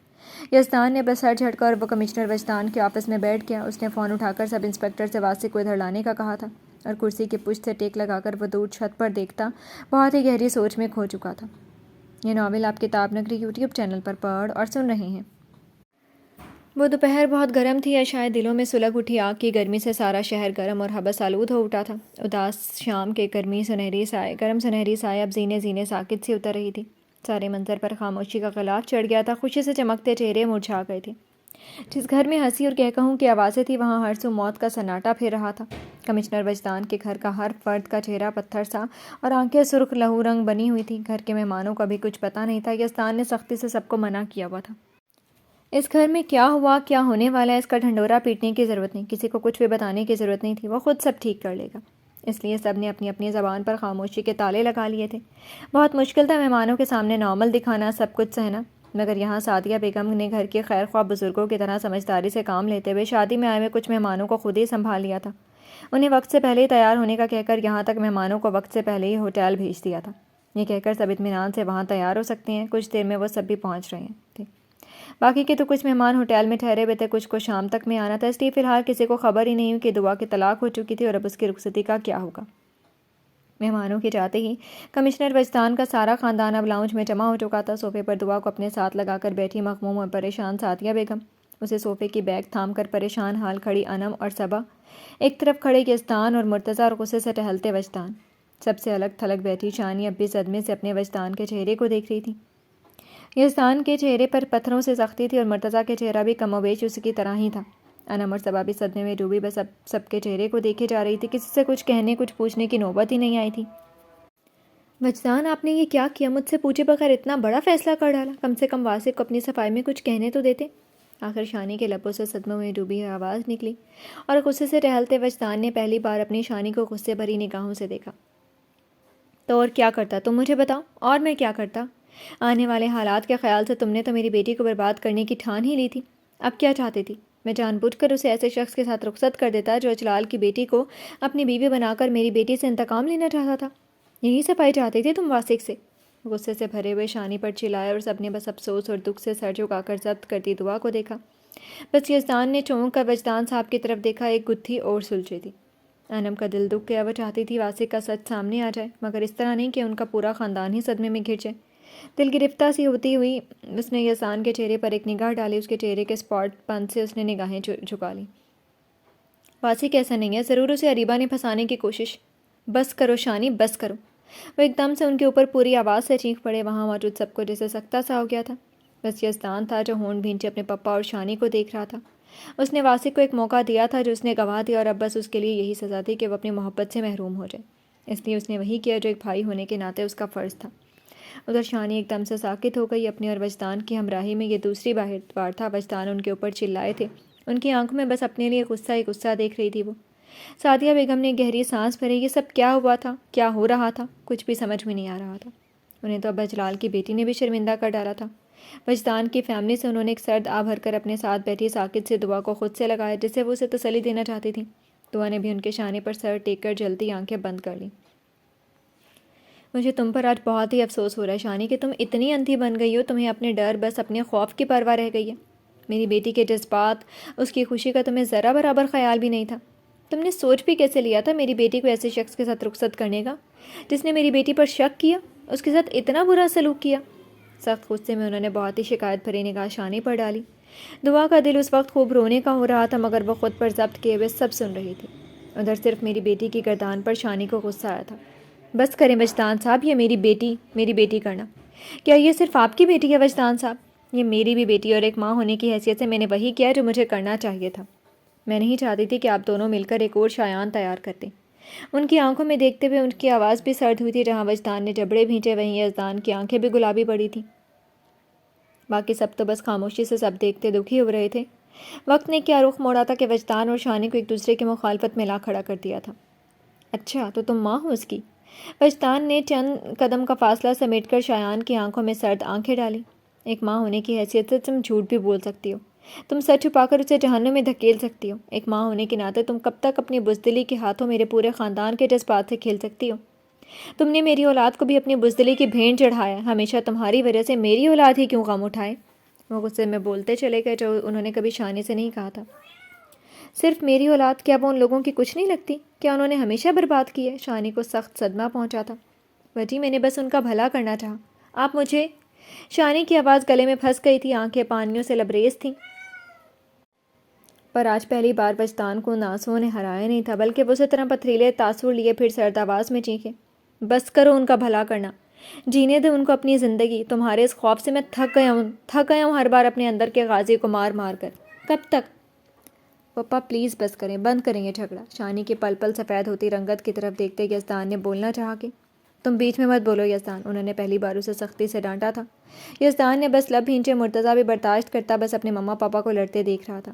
آج مجھے کہہ دینے دو یزدان، اس عورت کی بزدلی، اس کے خوف نے مجھے اور یزدان کو ہمیشہ ہارنے پر مجبور کی ہے. آج تمہاری وجہ سے ہمارے دشمن کی ہمت بڑھ گئی کہ اس کی اولاد بھی ہمارے خلاف سازشیں رچ رہی ہے. وہ سالوں کا ایک غبار آج شانی پر نکال دینا چاہتے تھے. بہت سے موقعوں پر انہوں نے صرف شانی کے لیے غازی کو مارا، پر آج جب شانی نے ان سے جھوٹ بول کر غلط انسان کا ساتھ دینا چاہا تو وہ برداشت نہیں کر سکے تھے. سچ تو یہ تھا، اولاد کی محبت ہر جذبات پر بھاری ہوتی ہے. اسی لیے تو وہ لگاتار شانی کے صدمے میں ڈوبی شکل سے بے خبر بس ان پر چلا رہے تھے. کیا چاہتی ہو تم؟ اسے شایان نہیں بنا سکتی ہو، مگر اپنی بیٹی کو رخصت کر کے زندگی بھر ایک افشین کی بھینٹ چڑھا سکتی ہو تم؟ کس غلط فہمی میں تھی تم؟ تمہارا واسق اگر ایک بار اریبہ خانزادہ کا ہو سکتا ہے تو 1000 بار بھی اس کی طرف مڑ سکتا ہے. وہ برہم سے ہو رہے تھے اور شانی صدمے سے بس انہیں یکٹک دیکھ رہی تھی، اور سعدیہ بیگم کا دل شرمندگی کی اتہ میں ڈبکی لگا رہا تھا. مرتضیٰ بس لب بھینچے اپنے پپا کے چہرے کو دیکھ رہا تھا. سب اور انا مغموم سی ہوئی جا رہی تھی. کوئی کچھ بولنے کے قابل ہی نہیں رہ گیا تھا. واسق کی حرکت نے تو سب کی قوت گویائی چھین لی تھی. کہہ دو شانی کہ تمہیں کبھی ہم دونوں پر یقین تھا ہی نہیں. تمہیں ہمیشہ کبھی اجلال، کبھی افشین اور اب خلیل سے ڈر ہو گیا. تمہیں اپنے یزدان پر کبھی بھروسہ تھا ہی نہیں شانی، اس لیے تم نے شاکر کے ڈر سے مجھ سے جھوٹ بول کر یہ رخصتی کا فیصلہ لیا. شانی نے کرب سے آنکھیں بند کر لیں. صبا نے چونک کر اس بار وجدان صاحب کو دیکھا. ان سب باتوں سے اس کے بھائی کا کیا تعلق؟ وہ الجھی تھی. لیکن بہت ہو چکا. میں تمہاری وجہ سے اپنی بیٹی کی پوری زندگی برباد نہیں ہونے دے سکتا. میں نے وہی کیا جو ایک باپ ہونے کی حیثیت سے مجھے کرنا چاہیے تھا. مجھے سمجھنے میں تم نے غلطی کر دی شایان. غازی اپنی محبت کے آگے سر جھکا سکتا ہے، مگر اپنی اولاد کے لیے محبت مٹا بھی سکتا ہے. وہ شانی پر بری طرح سے برستے ہوئے انہیں دوبارہ سے شوق دے چکے تھے. شانی بت سی بنی بس انہیں دیکھ رہی تھی. کمرے میں موت سا سناٹا چھایا ہوا تھا. وجدان، شام میں رخصتی تھی. اب ہم کیا کہہ کر سب کو منہ دکھلائیں گے؟ کیا سوچا ہے تم نے؟ آخر اس خاموشی کو سعدیہ بیگم کی آواز نے توڑا۔ انہوں نے سب سے بڑی مشکل کی طرف وجدان کو احساس دلایا۔ رخصتی اب بھی ہوگی ماما جان، میری بیٹی کا نکاح ہوگا، اس بار میرے چنے گئے لڑکے کے ساتھ، اور میں تمہیں دکھا دوں گا کہ میں نے جسے چنا ہے وہ ہرگز غلط نہیں ہو سکتا، دھوکہ نہیں دے سکتا، اور اس کے کردار کی بلندی کبھی میری بیٹی کو رون نہیں سکتی۔ انہوں نے کہتے ہوئے جسے سب کو پھر سے شوق دے دیا۔ اور میں نے اسے چنا۔ انہوں نے اندر آتے وجود کی طرف اشارہ کیا اور سب کی گردن گھومی تھی سوائے شانی کے۔ وہ نڈھال سی ہوتی وہیں صوفے پر بیٹھتی چلی گئی تھی۔ ادھر دروازے سے نصر جو بے دہانی سے اندر آ رہا تھا